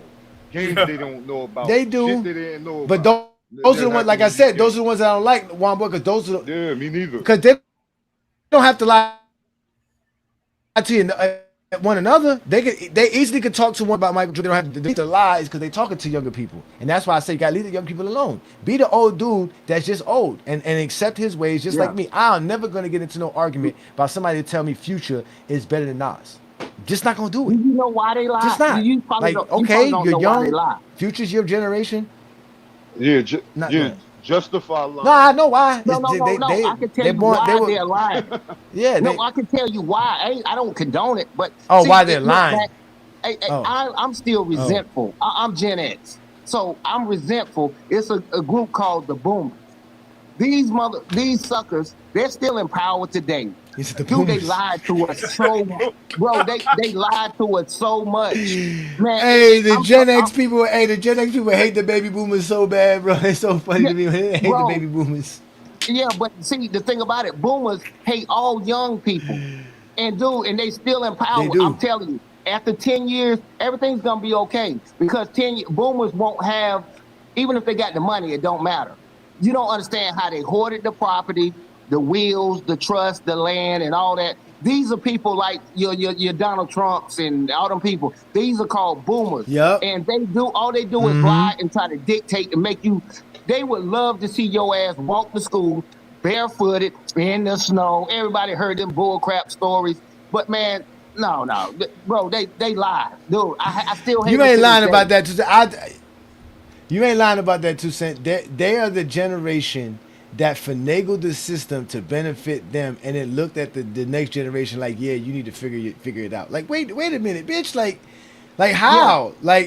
Like they did us so wrong. My mama's generation, that's the baby boomer generation. People was born in the 50s and shit, in the 40s and the 50s. They're the worst, bro. You right about that. They are bad, bro. They didn't leave us nothing. They done messed up wills, trusts, mortgages, all kind of stuff, bro. Yeah, they horrible people, man. These people went through Vietnam and civil rights and bro, they are so bitter. They won't let the younger generation do what they need to do and move past and not have to have that silly stuck mindset. And they get on here lying and like this, he did this and did it that way, and he had 2 jobs playing NBA. I mean, dude, stop with it. Time has moved on. But like I said, less than 10 years, we will not have this problem. People like a Donald Trump, they have no power and no say-so. They're in a rest home and can't talk. And guess what? All them young people, we about to spend all their money. Bro, they hoarded it. Good times are coming. Just know that. His kids gonna knock him off. Yeah, nah, they gonna die. Nah, they gonna pass away by themselves. They're not living to 90. And I ain't gonna lie though. I'm scared. I'm scared of the generation born after 2005. My son is born in 2007. They don't care about nothing. These kids don't give a damn about nothing, man. These kids, they're not trying to work hard. And I'm not saying like it's a bad thing. They just don't see the purpose in it. They just like, man, I ain't finna do all this. I saw all y'all idiots. Like if it ain't quick investment, quick turnaround, quick situations for them, they're not interested. And I don't know how that's gonna work for the future. Because sometimes you gotta trust the process. Sometimes you just gotta trust the process. If Philadelphia can do it, shit, you can do it, right? But these kids, it's a microwave society for them. They want it instantly. They just want to be able to put something in the door, close it, hit a button, and then it comes out like it's supposed to at the end of the service. That's why they love 3D printing. These motherfuckers love to print everything now. They don't even like shopping. No, I just make it on a 3D printer. Boop, that's it. They don't make no sense, bro. So it's gonna be a crazy future for sure. But the NBA's in good hands. We all know that. We got the alien Wembanyama. He's gonna develop his game. LeBron is almost out the door, so that's gonna be a celebration there. So again, that's what we're gonna be. And obviously, if you like what we're doing here in GOAT James Kingdom, we're gonna continue to be here in the future. Support the content, man. I'm Ajani the Exposer. I'm just one half of GOAT James Kingdom. My partner. Hey, you know why they think I'm gay there, Juan boy? Because I keep calling Brandon my partner. They think by me calling him my partner, that means I'm calling him my partner. Yeah. Yeah, I'm not a part of the LGBT community. They should call their boyfriends boyfriends. They call their girlfriends girlfriends. I don't know what a partner is. I thought it was all natural stuff. Why you gotta call it a partner? I don't call my wife my partner. She's my wife. Will it be cool? Will it be cool to call Brandon your co-host? Yeah, that's true. But the reason I call him my the reason I call him my partner is because we're not just co-hosts. We actually run a company together. We are partners. He's my business partner. That's what I really trying to say. He's my business partner. He and I have a business together. GOAT James Kingdom is incorporated. It's an actual entity. So it's not just YouTube stuff that we do together. So, even though YouTube is our main money hub and all that other stuff, but yeah, I have to change that. You're right, George, right? I got to change it. It sounds zesty, right? It's really zesty to say that, right? I got to do better, man. I got to do better. But I'm ready to end tonight's show, man, because it was actually fun, man. I can't wait for tomorrow night. Listen, guys, if you like what we do here, catch us tomorrow night on the FYF Sports Debate, TikTok Takeover Live with GOAT James Kingdom. We're going to do play-by-play reaction of the game, pre-game talk, all kind of stuff. So it's going to be a great day tomorrow. The game starts at 8:30 Eastern, so we'll be live about 8 o'clock tomorrow night on TikTok. That's where Lamont and I, the GJK Assassins, and obviously all the people who support us get together on TikTok, talk about the game of basketball. That's every Saturday night. Obviously, tonight's show was about how the TikTok Takeover Live last night had a debate between Blind Vision, which is called Vision Time on TikTok. Y'all can go follow the young man over there. He's a big-time Jordan fan, has a bunch of Jordan Zesty Jeffrey fans on his side. But last night, it was a wrap for him as I officially got my one-on-one debate with him. And I guess some of y'all say got away with a very slim margin victory. But again, the votes all went my way. That's why I'm the champ. Today, I stand strong as the undefeated debate champion when it comes to the GOAT debate. I would like to have other conversations and other debate about basketball, but people always want to debate me about the GOAT because people love to hear how LeBron's the GOAT. And after hearing LeBron's the GOAT, you wake up the next morning feeling like this. There's not enough Robitussin and an aspirin to take away the pain of finding out LeBron James is the GOAT after you spend the majority of your life trying to prove he isn't the GOAT. But like I said, man, it's the Friday Night Exposure with the Exposed. I come out every Friday night to do this with you guys. This is the place where the Zesty Jeffrey Cemetery resides. I want to thank all you fine gentlemen for supporting me here, including the GJK members, the GJK Assassins, even all my detractors, all the people who think that I'm a corny dude who show up here like an idiot every Friday. So shout out to y'all, man. Again, shout out to you, George. Thank you for being a good sport today, man. Thanks for again, just for being yourself. That's all we could ask. Shout out to you, 2 Cent. Shout out to you, Iron Man. Shout out to you, Juan Boy. Shout out to Inside. Shout out to New World. Shout out to Ochi, Olo, Lamont. All of you dudes who support what we do here in GOAT James Kingdom. All of you guys in the comments. Shout out to Phillip, Keep It 100, Najee, Iron Man 32. All of you guys, man. It's always great having you guys. And with that being said, we're going to get up out of here. Peace and blessings from the GOAT James Kingdom platform. I'm Ajani the Exposer. We're going to leave you with the Adrenaline Rush song straight from GJK Assassins. You have now been exposed by the Exposer. Peace and blessings, y'all. Jordan fan packs by the Ziplocs, tossing grams like I flip big pot. Discourse I ran from hip-hop, made just force their hands on TikTok. All that crying in front line for nothing, they cause a stand to get dropped. Every day with the squad, I stay on my job, and these bosses' plans won't get stopped. I'm through with the talking, speed up the process, them dudes don't cost them. They'll be viewing the lost kid in a suit in the coffin, and I'm doing this often. The elephant in the room keeps the same energy, and I knew when I walked in. You clowns are fake, talking 2000 up and Brown and Kobe losing to Boston. I hear go capitalize. This OG tells old cats to stop.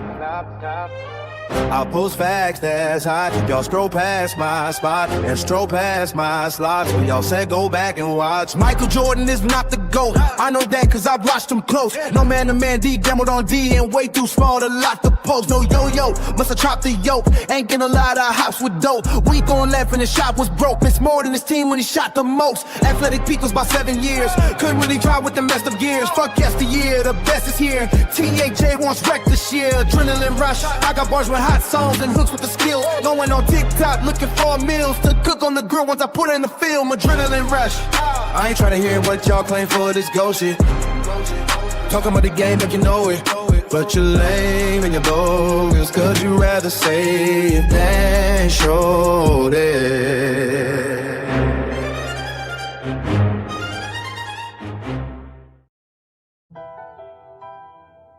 Beat switch.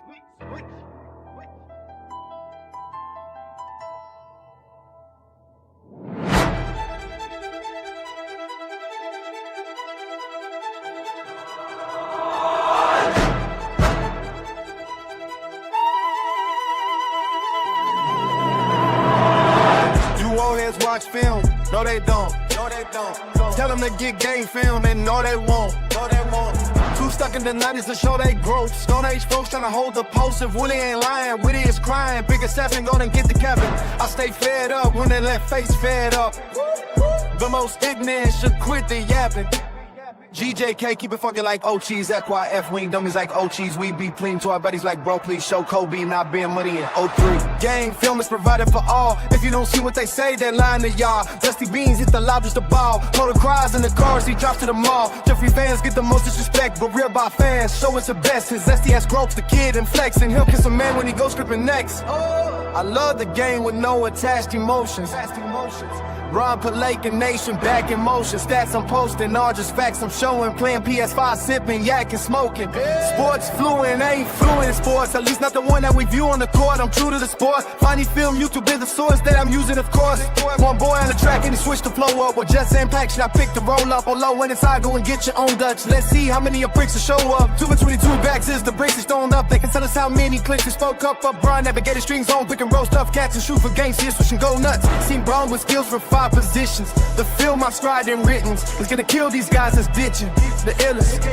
Hey doctor, can't sell out my prescription. So like Magic Johnson, I've gotta deal with my condition.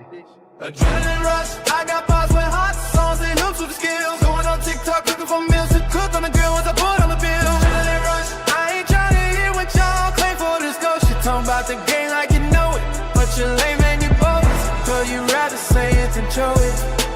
Adrenaline rush, I got bars with hot songs and hoops with the skills. Going on TikTok looking for meals to cook on the grill once I put on the bill. Adrenaline rush, I ain't trying to hear what y'all claim for this ghost. You're talking about the game like you know it, but you're lame and you're bogus. Cause you rather say it than show it.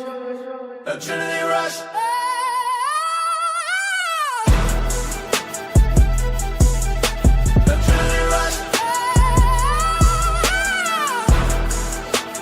Peace and blessings, y'all. Shout out to all the DJK assassins, man.